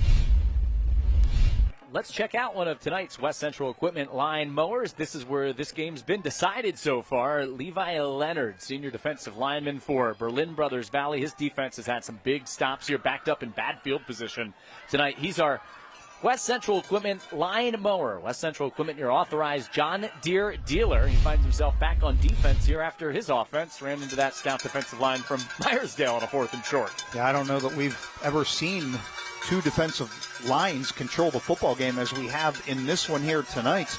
Now both teams really struggling to move the football. Jones, time, a delayed blitz comes, and down he goes.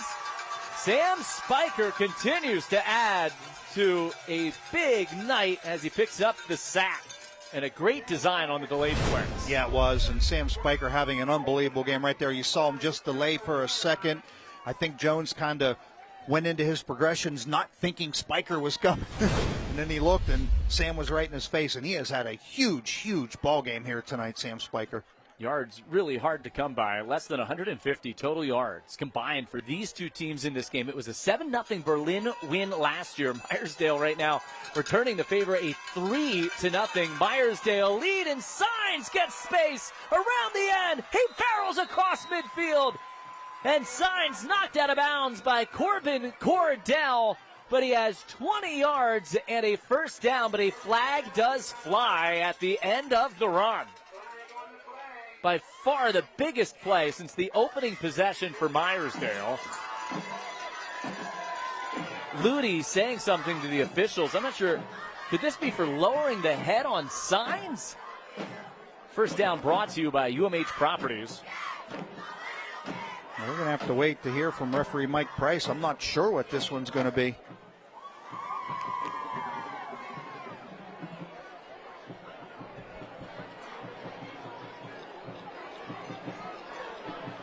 After the play, dead ball, unsportsmanlike conduct, taunting, number 22, offense.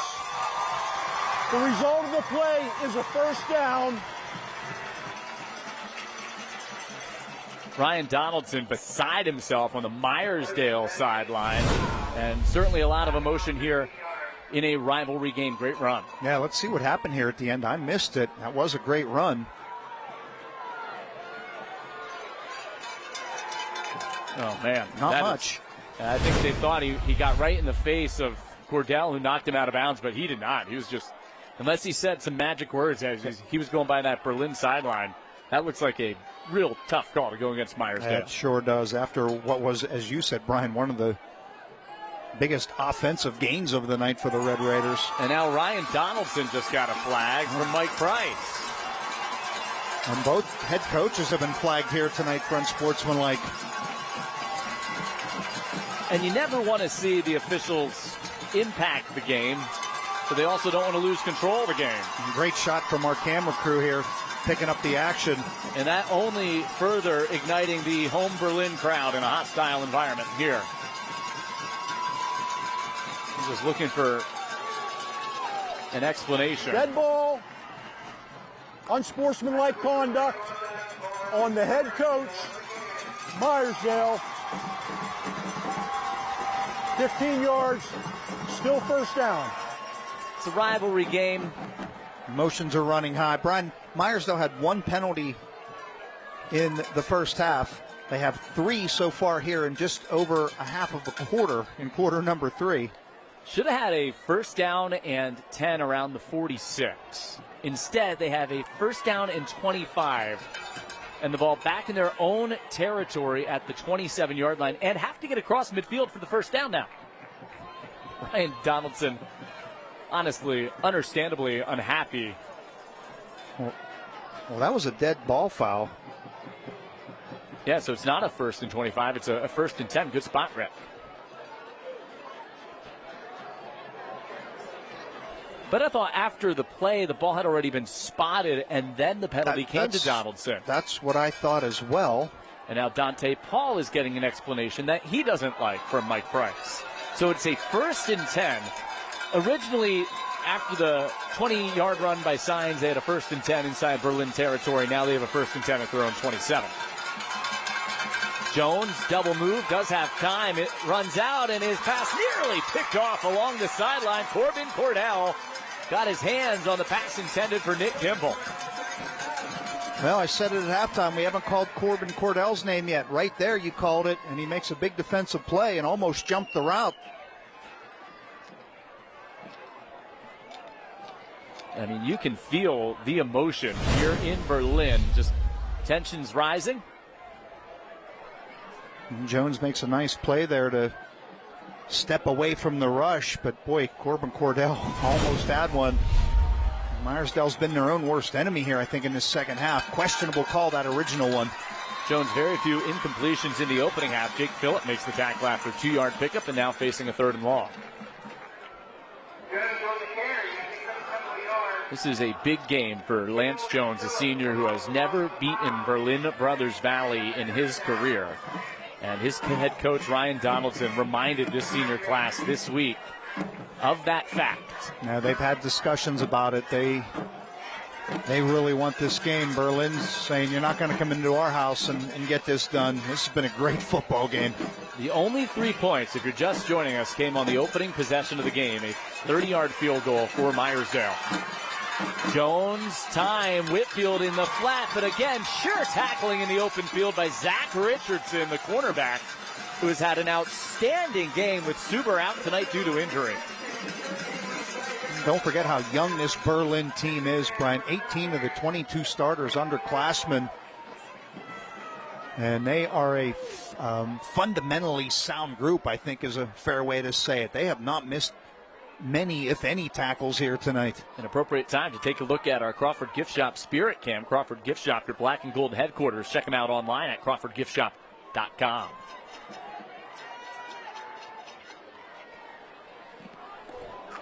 Seth Kimmel pressured the punter, and Cordell watches it roll out of bounds, angled away from Cordell at the 30-yard line. Berlin Brothers Valley will get it back and still looking for their first points of the football game. Have you seen any signs of life from that Berlin offense?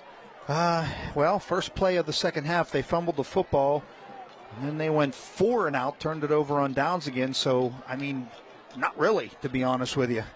It is a game of inches every yard. So difficult to come by here tonight, and the inability to convert on. We have a penalty on the punt. It is a personal foul against Berlin, and you can wipe out what you were saying about good field position, as now they're backed up to the 15. And their first penalty of the second half is a costly one. Boy, in a game like this, Brian, you have to keep your emotions in check. I know it's hard to do, but you have to for the good of the football team. Berlin has won 5 straight games against Meyersdale, 15 of the last 16. Meyersdale in the 80s, 90s, early 2000s dominated the series. Ever since, it has been all Berlin. Berlin has not lost to their rivals Meyersdale here in Berlin since September 7th, 2007, a 56-13 Meyersdale victory. At that time, Ryan Donaldson, the head coach, who's already in his 8th season as the head coach of Meyersdale, he was on the football team back then. 3-yard pickup for Carter Durst. He really has not gotten on track here tonight. Missed last week due to injury, and he's a guy they really like as just a sophomore there in the backfield. Yeah, no, he has a bright future. Just not a lot of running room here tonight. Again, that Meyersdale defensive line just not giving an inch. Gavin Culp and Landon Ludy have been tough to move in the middle of that defense. Tonight's live stream brought to you by UPMC, life-changing medicine. Appreciate their support. Had the UPMC halftime earlier. Not many stoppages here in this third quarter. Quick pass, Janidlo on target, and then the ball comes free. It is stripped away and recovered by Meyersdale. Caden Snyder comes up with the fumble recovery. And turnovers adding up for both sides, and that's a takeaway for Meyersdale on what looked like it might be a big play for Berlin. It ends up being another takeaway for Meyersdale. His brother Carson Janidlo unable to hold on to that football. It did look like he completed the process of the catch. Yeah, it sure did. I'm not sure if somebody got a piece of that ball or if it just came flying out of his hands. Second turnover of the night for Berlin. You talked about it. Maybe a little moisture down there on the field. We'll see if Jeff can at least relay a report up to us from field level what the conditions are like, but that football's been tough to hang on to here. Yeah, I don't know if we have another look at that real quickly or not, if someone got a hand in there. I don't think we have. Maybe. Let's take a look here, Brian. You tell me what you think. Certainly secured it. And now it just came out. Now we are back to live action. And Lance Jones goes up the gut for 6. It was not a designed run. He was just all out of time. Back there to throw terrific coverage downfield, and then Twombly comes back to retreat and make the tackle after a 6-yard pickup on first down for Jones. Great job by our crew to get a look at that. And here's the last play from Jones, just kind of picking his way through. Well, as you mentioned earlier, Brian, on several occasions, this Berlin defense has been put in some very, very tough spots tonight, some short fields for Meyersdale, and they have stood tough.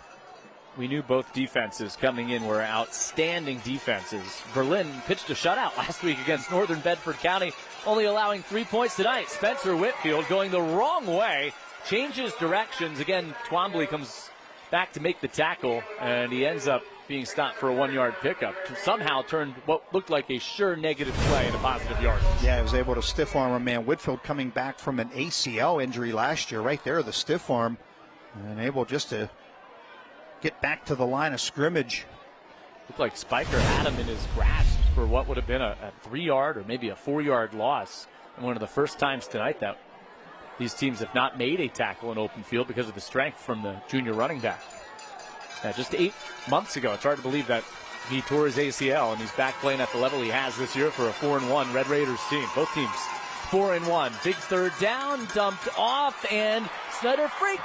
He's free down the sideline and then knocked out of bounds inside the 10. Phillip with a touchdown-saving tackle on Caden Snyder.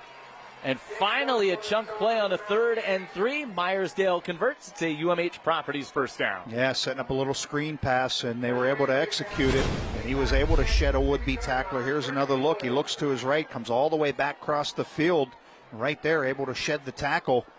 And again. And the touchdown-saving tackle. So a couple of physical runs, that time after the catch. And as you see, a UMH Properties first down and goal for Meyersdale. A 2-score lead may be insurmountable. Lance Jones now inside the 5 on what could be the final play of the 3rd quarter. Well, they've been here before, but Meyersdale, a couple of chances inside the red zone, failing to capitalize. The only points on the opening possession of the game. And with Meyersdale not yet at the line of scrimmage, we'll have this critical 2nd and goal when we come back for the 4th quarter, 3-0 in what truly is a backyard brawl here tonight between Meyersdale and Berlin for supremacy in the ICC week number 6. We'll be right back after this here on the Good Feet Stores Friday Night Rivals presented by Levin Furniture.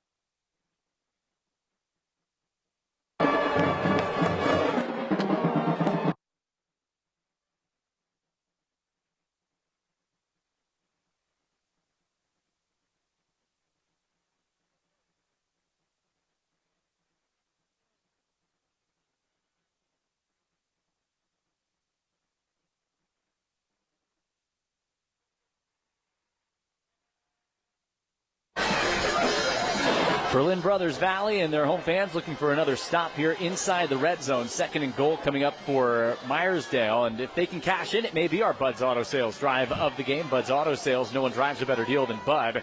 Visit them at budsautosales.com. Trying to add to a 3-0 lead to start the 4th quarter. And quickly, once again, congratulations to tonight's Scholar athletes.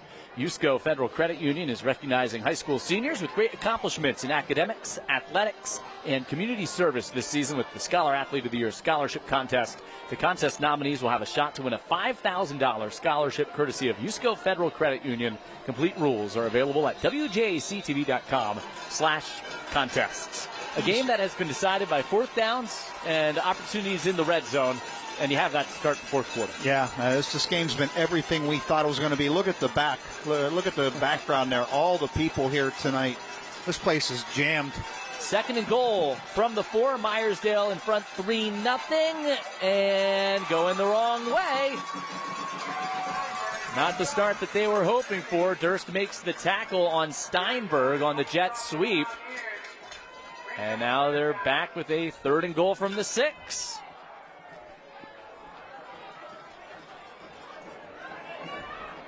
Every time that Meyersdale gets down in this area, Berlin Brothers Valley has had an answer tonight. We have not seen Jones attempt a lot of passes once they get near the goal line. No, I'm kind of surprised by that. See what he does here. He's got Cooper Porter and Spencer Whitfield with him in the backfield. And he hands it off. Nowhere really to go again. And Cooper Porter gains 2, and then shoving after the play, and a flag comes in. We saw penalties start to add up in the 3rd quarter with tensions ramping up as this backyard brawl comes down to the wire, and this could be a critical call. It sure could be. Dead ball, personal foul, late hit after the whistle, offense number 44. 15 yards, 4th down. That is their 4th penalty of the 2nd half, Meyersdale, Brian. And again, to the delight of the Berlin faithful, who are definitely making an impact on this game tonight. And I would expect now that Keegan Fisher will come on and look to add to a 3-0 lead. He has the only points tonight with a 30-yard field goal on the game's first drive. That'd be a long one from there. About, if they spot it to 20, about a 37-yarder.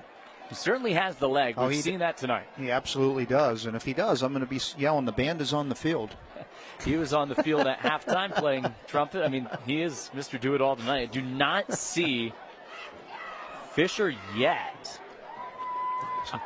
I'm kind of surprised by that. I think at this point, instead of a 20-yard Hail Mary, take your chance with the kicker to make it a 6-0 game.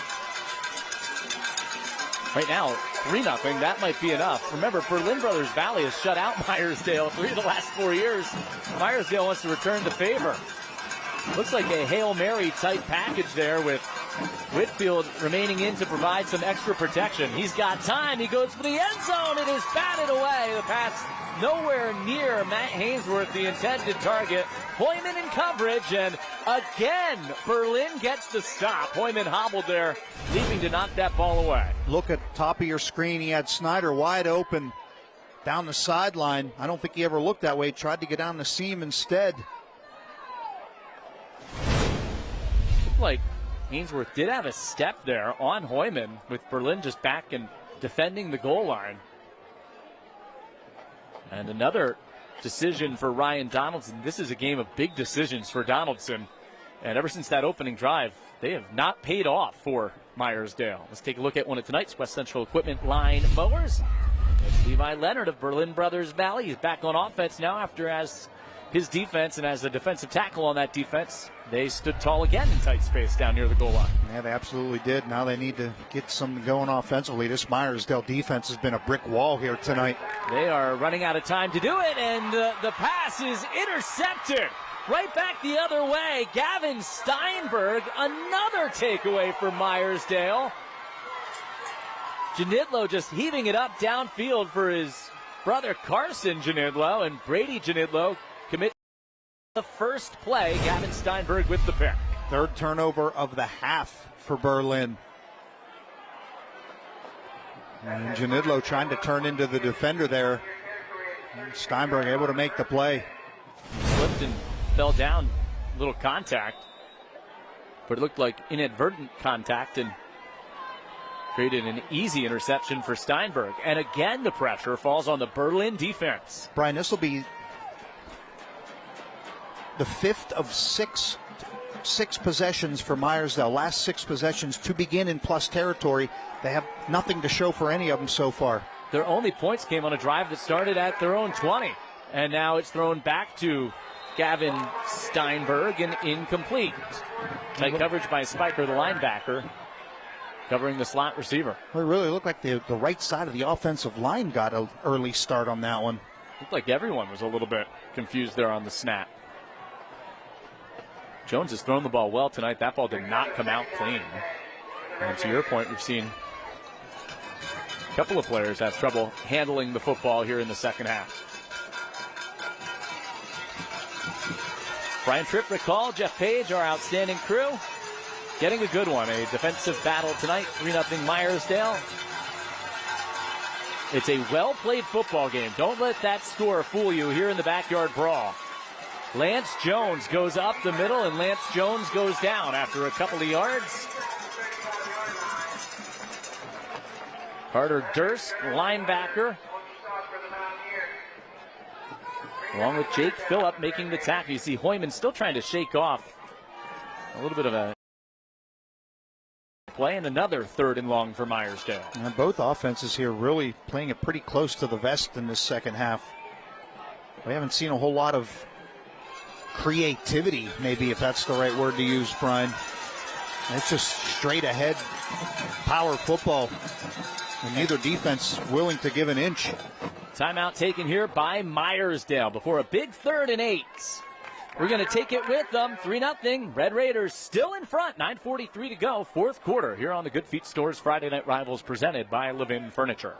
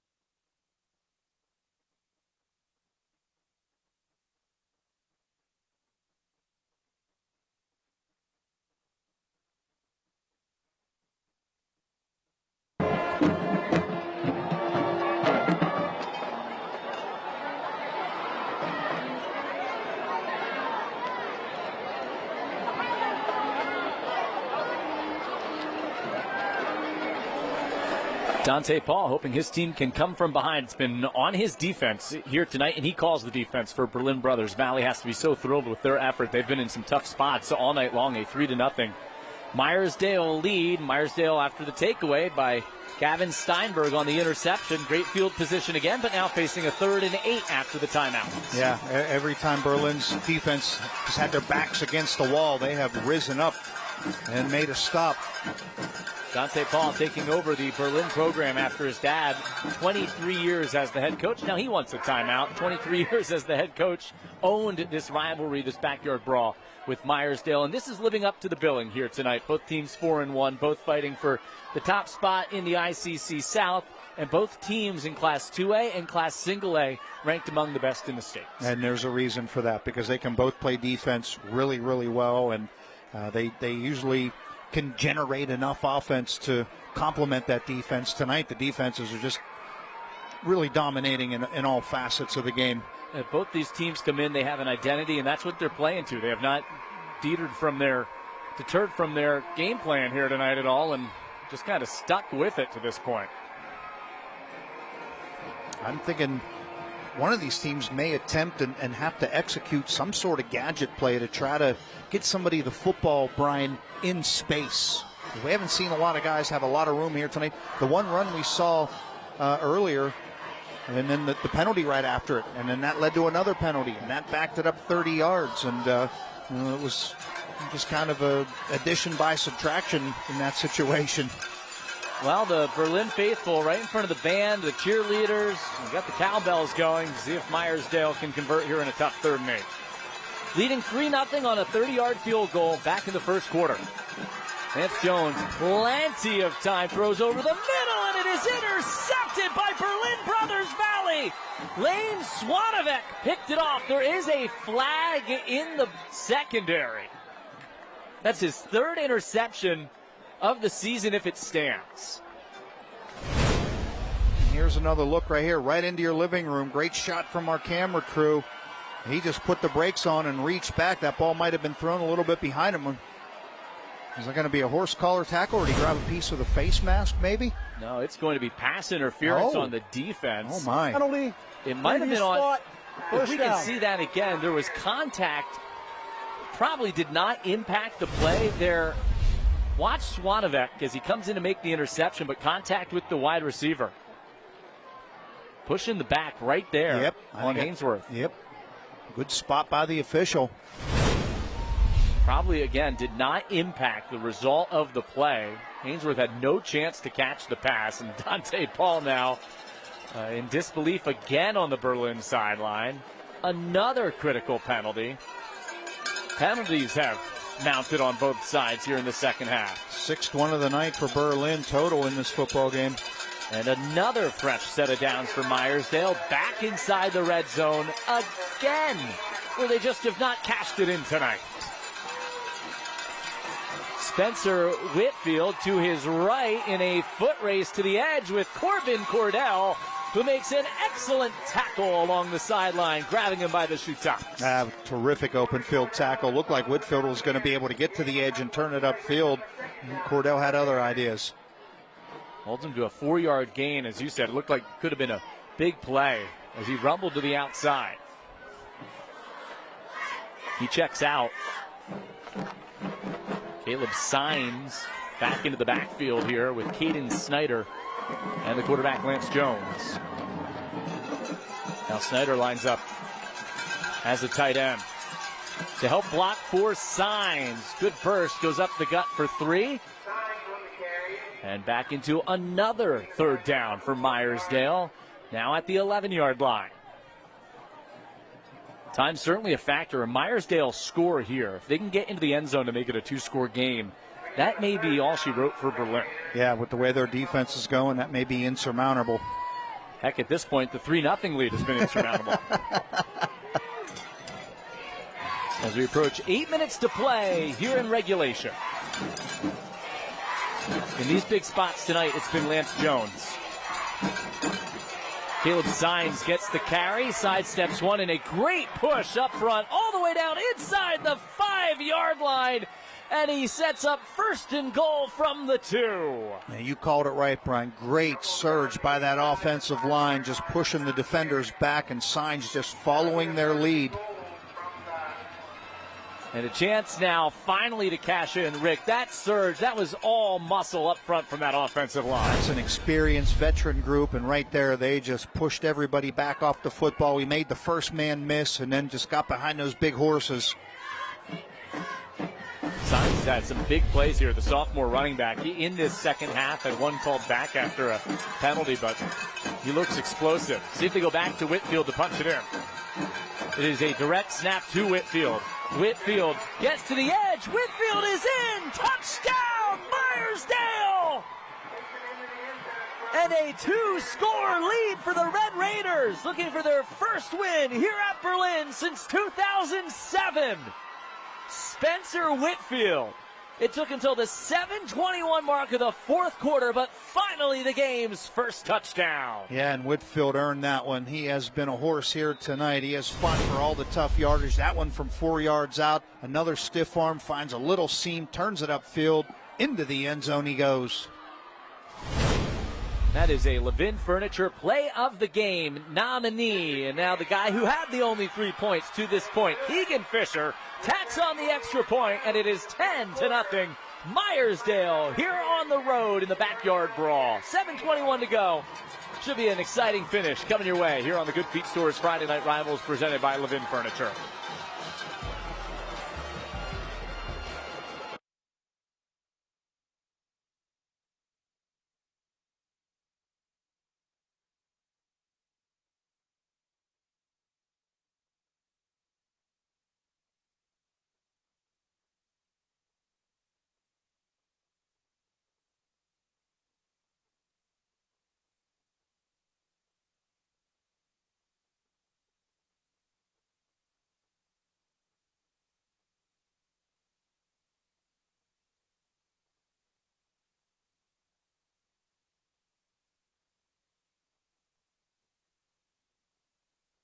And I think it was a good.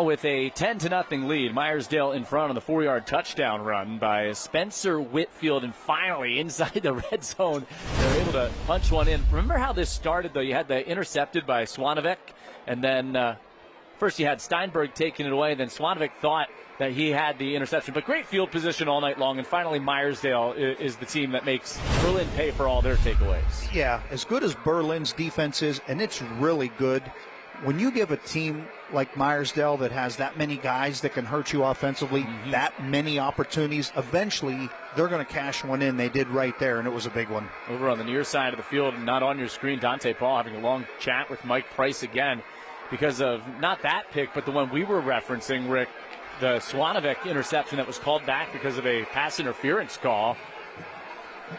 And that conversation concludes as we have our kickoff coming up. Live streaming tonight is brought to you by UPMC. There's been a lot of live streaming here tonight. Life-changing medicine. Brian Tripp, Rick Hall, our outstanding crew. Jeff Page down on the field. And a 10-0 feels like insurmountable Meyersdale lead, and you never know what's that one element of the game that we don't talk about enough. Special teams, maybe Berlin Brothers Valley can get a spark here.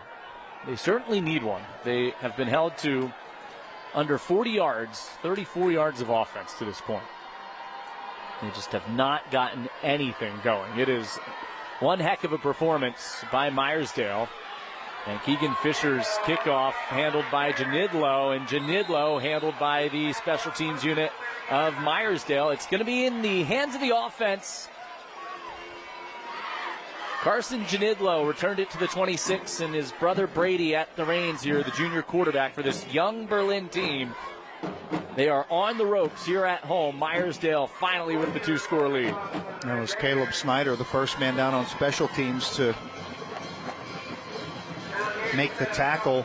And Berlin, they, as you said, Brian, they need some kind of spark here, something to ignite them offensively. We've seen Janidlo attempt the home run pass. It has not been there. They're going to line Carter Durst up out of the Wildcat formation here, and Ludi swallows him in for another loss. Well, what a game Landon Ludi has had here tonight. He has been nothing short of spectacular for Meyersdale. They have not been able to handle number 67. And right now, for me, he is the player of the game. Yeah, no, I'm right there with you on that one. That is a mountain of a man for Meyersdale. And they've challenged him all night. They've run at him. Look at him shed the blocker and come through. And let me tell you, when he gets his arms around you, you are not going anywhere. Well, part of the problems when they've had them for Berlin offensively has been along that line, the inability to communicate and block. And look at Ludi chasing Janidlo down.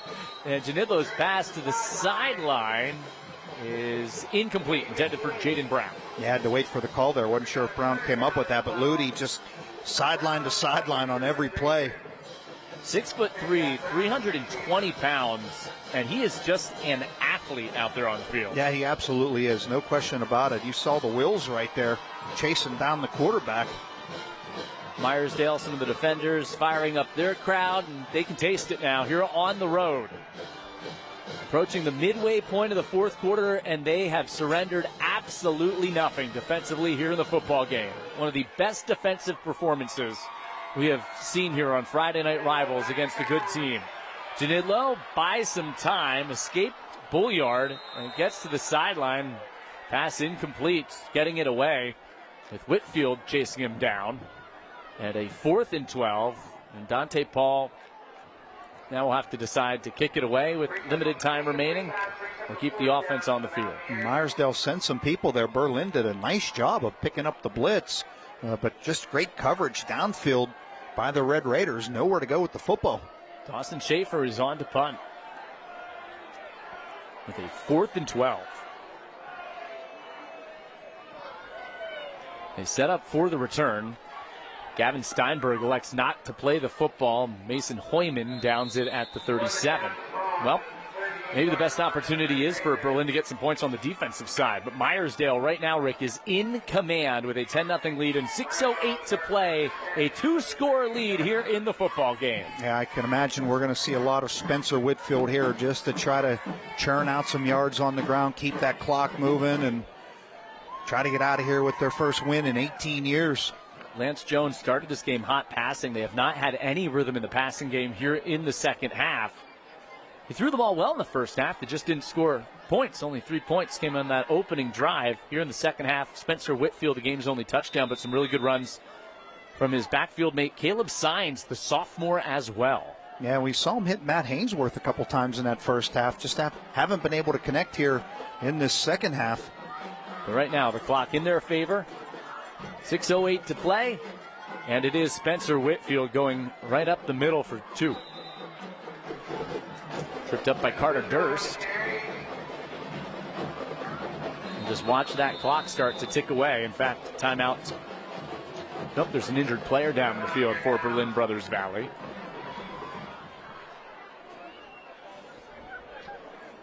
Looks like Ryan Janidlo, number 19, I believe. 40 on the play clock. One of the Janidlo triplets. He just plays with a great motor from defensive end, and hopefully he is okay. These Janidlo brothers are all great athletes and a huge part of this Berlin team.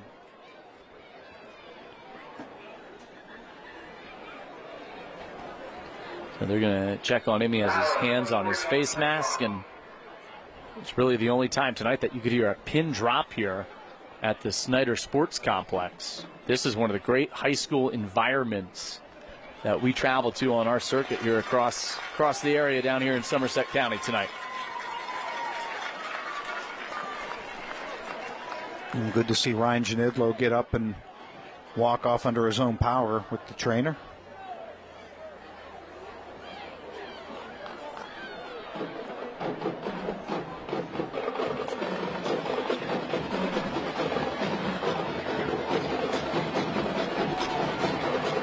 So Meyersdale, after the timeout, you put 40 on the play clock. The clock will run here coming up on... Oh, now we have the officials. They're trying to run the clock. The clock should be running. They're going to reset the play clock at 40 and then run that clock. And Mike Price is going to get that sorted out. It was an injury stoppage, but then once they spotted the ball and start the play clock should run again after a running play.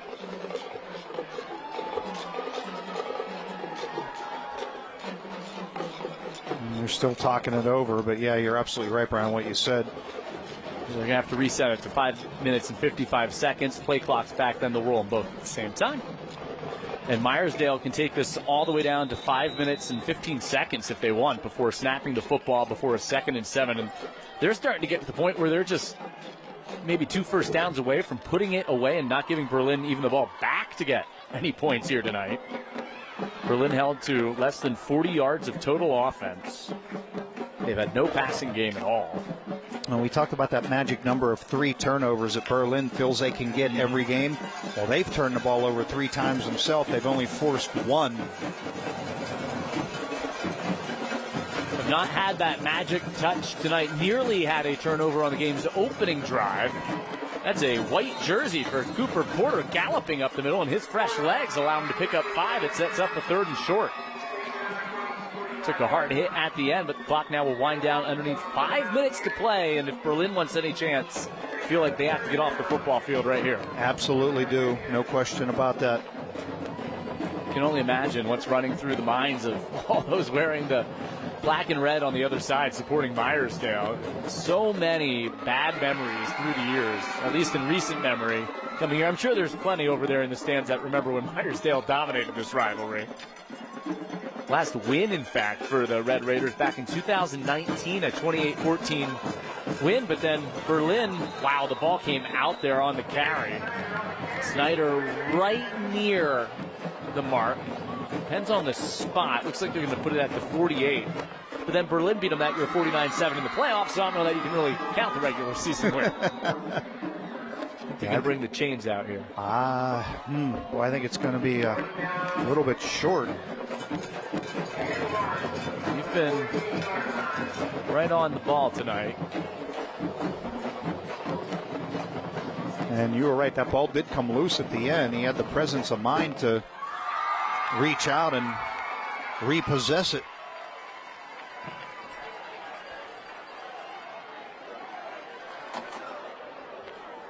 See what the measurement results in here.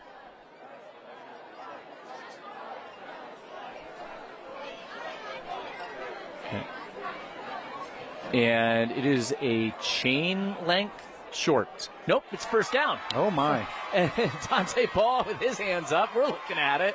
Berlin in disbelief over there. No, now they signaled first down, and now, you know what? Now he just put his hand up, fourth down.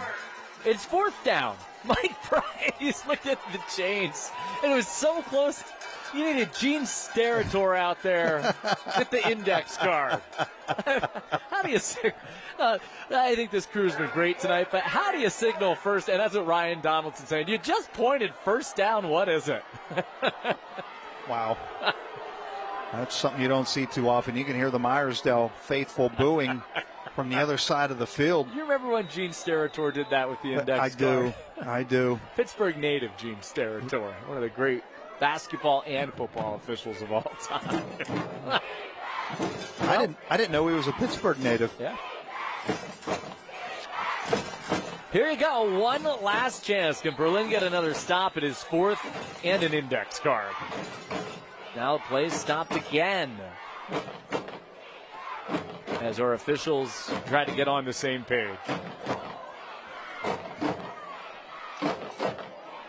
4 minutes to play.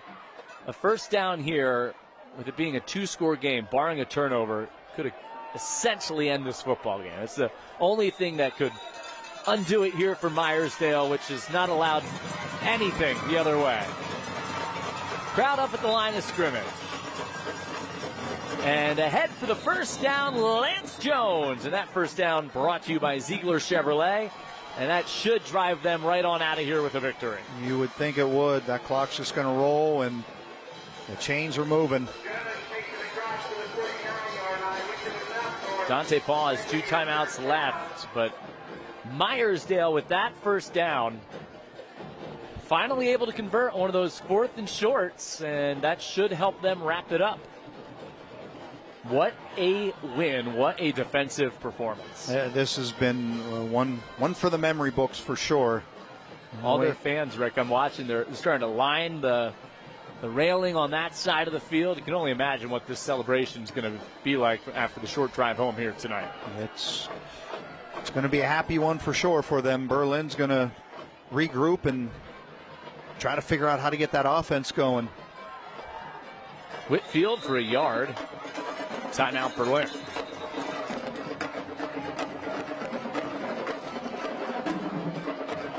And Dante Paul will have one more timeout in his back pocket. This was a good old-fashioned rivalry game. There's no doubt about that.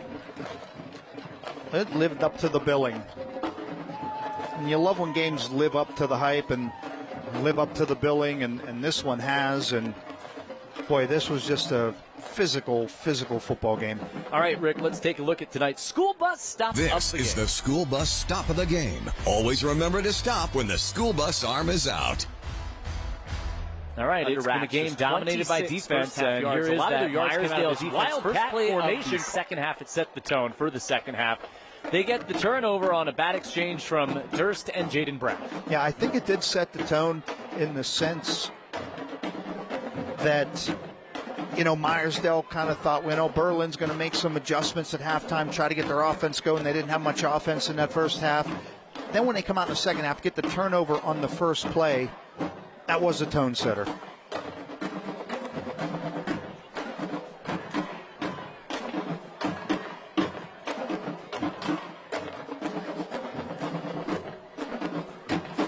So again, that our school bus stop of the game.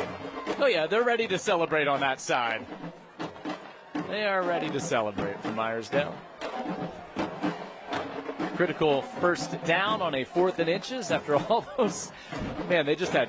If you keep giving a good team like Meyersdale that many cracks at it, eventually they're going to find that seam. Cooper Porter, no gain. Hoyman the stop, and Dante Paul takes his final timeout. Under 3 to play. Right, that's the thing. You can't allow a team like Meyersdale that many opportunities eventually, and I mean eventually. It took a while. It took a while tonight, but eventually they're going to make you pay for it. Yeah, and they did. They have a lot of guys they can give the football to, and you mentioned it earlier, though, frustration can set in, and, Berlin they just could never get anything going offensively here tonight. Ryan Donaldson asked for his team to play 48 minutes. You had to tonight. There's no other choice, or you're not going to win this football game. Yeah, I absolutely agree. So they bounced back. They thought that setback against Winber, a 1-point loss, was really maybe a turning point for them, where you learned some hard lessons, started slow, had a valiant comeback, almost got back and won that game. But you'd rather have that happen in September than in October or November when this team looks to make a run in the state playoffs. Yeah, he hoped it was a lesson learned for his football team that you have to show up and right from the opening kickoff be ready to go. And that was one of the keys, as you said, Brian. 48 minutes. They were ready right from the opening gun here tonight. They took the first drive of the game down the field. They were able to convert a field goal and just gave up nothing after that. Spencer Whitfield had some long catch and runs on that opening drive. He only has 11 carries for 26 yards tonight. He does have the game's only touchdown. Feels like he's been the best offensive player tonight on display there as he twists and turns, and he's a yard shy of another first. And probably fitting, we have a 4th and short coming up here for Meyersdale. Berlin has used all of its timeouts. There's still one showing on the scoreboard here, but they are out of timeouts. Can't stop the clock. And Meyersdale, believe, will go for it, and then they have a chance to end it on a 4th and short conversion, which is just so appropriate for this game. Play clock down to 5. Have to hurry. Direct snap to Spencer Whitfield. Right side, and he breaks free. Spencer Whitfield, first down. Ball game. Meyersdale finally knocks off Berlin. Yeah.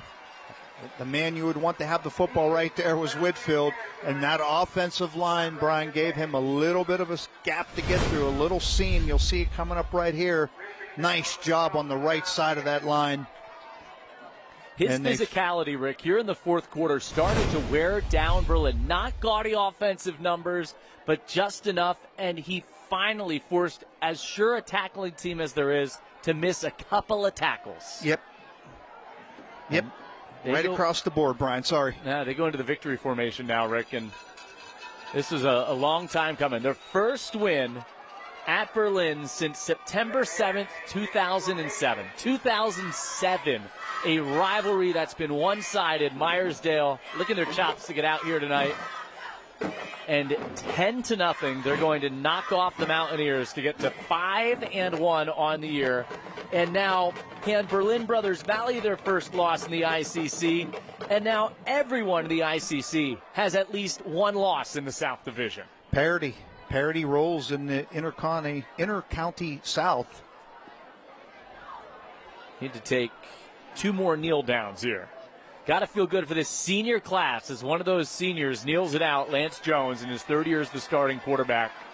Didn't have to be special tonight, just had to do enough and take care of the football. Yeah, and you know what, Brian? He did a lot of things on defense as well to really help this football team.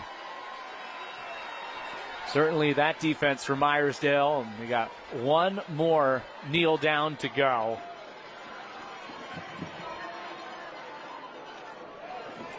Jones will get him lined up. 3rd year as the starting quarterback, leader of this team, and leading his team to a 10-0 victory tonight. Finally here in Berlin, they get it done, and the Meyersdale Red Raiders win the backyard brawl with a 10-0 final in a defensive showcase, one of the great defensive performances you will ever see, and reason for that sideline and that fan base to celebrate an outstanding performance here tonight.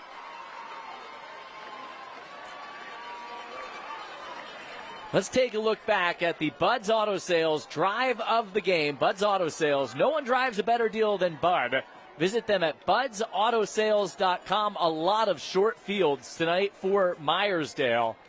And as we look at this Bud's Auto Sales drive of the game, it is the only one that resulted in a touchdown. Spencer Whitfield from a few yards out, the game's only touchdown, finally adding to an early 3-0 lead here in the fourth quarter. And you could sense and I think it may have been relief that they were actually finally able to get one into the end zone right there. There was jubilation, of course, but I think there was some relief right there from that Meyersdale sideline. And, boy, they really earned it. They absolutely earned this victory tonight. Hats off to both teams for such a hard-fought, emotional football game. Yeah, this is one of the great games that we've had a lot of them this year. This one, a 10-0 final. Meyersdale getting ready to celebrate. They'll get that trophy when we come back here post-game. 10-0 Meyersdale wins the Backyard Brawl on the Good Feet Store's Friday Night Rivals, presented by Levin Furniture.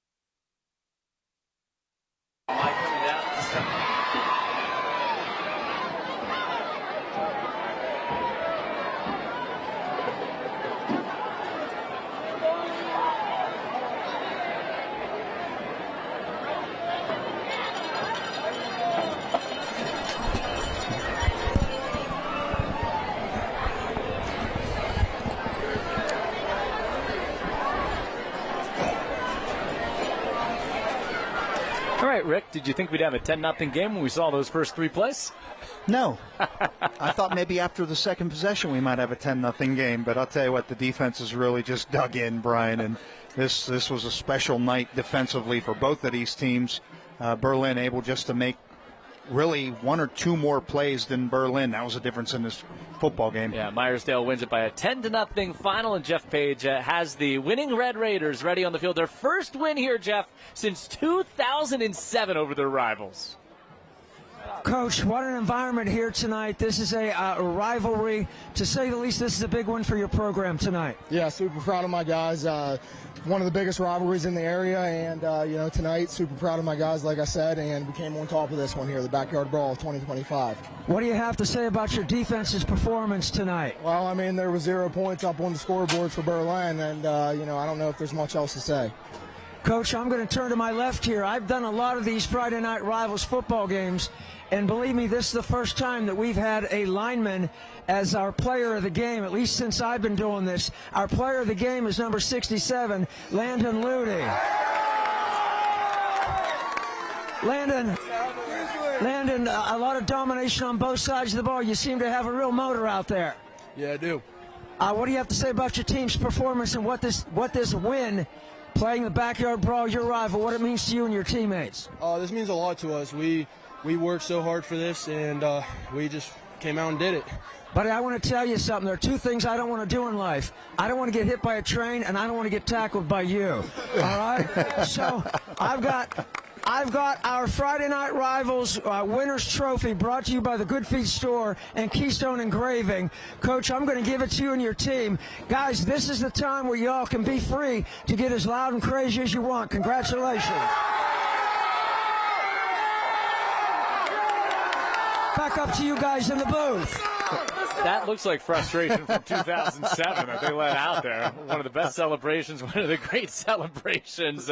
Great stuff from Jeff Page down on the field all night long, and just an outstanding performance tonight by Meyersdale and their defense. They finally get a touchdown at the end of the game. Let's take a look at tonight's Levin Furniture Play of the Game. And talked about defense all night long, and Big Ludi there in the middle, and he's our player of the game, and he has the play of the game tonight because that was the type of play that won the football game. That absolutely was, and I said it at the time, I'll reiterate it. When he gets his arms around you, you're not going anywhere except backwards perhaps, and then down to the ground, and that's what happened there. Yeah, he is a big, strong, physical football player. 10-0 Meyersdale here tonight. Berlin shut him out 7-0 last year. Meyersdale says, we're coming on the road, we're coming in here. And they had something to prove. They win it 10-0 to get to 5-1 on the year here in the Backyard Brawl. And the celebration is going to go long into the night, and we'll start to look ahead to next week. Brought to you by Thomas Mills. Bishop McCourt at Westmont Hilltop into the Laurel Highlands next week. Westmont Hilltop's going to have its hands full. You never know, though, when you get these Friday Night Rivals games coming up next week at 7 o'clock on Friday on the Alleghenies CW6. Berlin Brothers Valley had just 8 second-half yards. They were outgained 210-34 tonight. That is the story as we thank those of our partners for tonight's broadcast. It was sponsored by the Good Feet Store and Levin Furniture. Promotional consideration also provided by UPMC, UMH Properties, Ziegler Chevrolet, Bud's Auto Sales, the American Legion County Fair, Berger & Green Attorneys at Law, Priority First Federal Credit Union, USCO Federal Credit Union, Wendy's, West Central Equipment, Crawford's Gift Shop, Thomas Feed Mill, and Keystone Engraving. Yeah, some of those defensive numbers are pretty ridiculous, Rick. Kind of scary, actually. When you can hold a team in Berlin, we've seen them. They can score points. They're not a bad offense. Meyersdale just threw the blanket on them tonight. Friday Night Rivals, a production of Sports Fever Television Network for Sinclair Broadcasting Group. For more information, go to sportsfevertv.net. Thanks to Greg Helsel for all of those great stats all night long. Great work by our entire crew here tonight from Berlin. The Backyard Brawl goes to Meyersdale by a 10-0 final score. For Jeff Page, Rick Hall, and our entire crew, I'm Brian Tripp saying so long. Meyersdale wins it.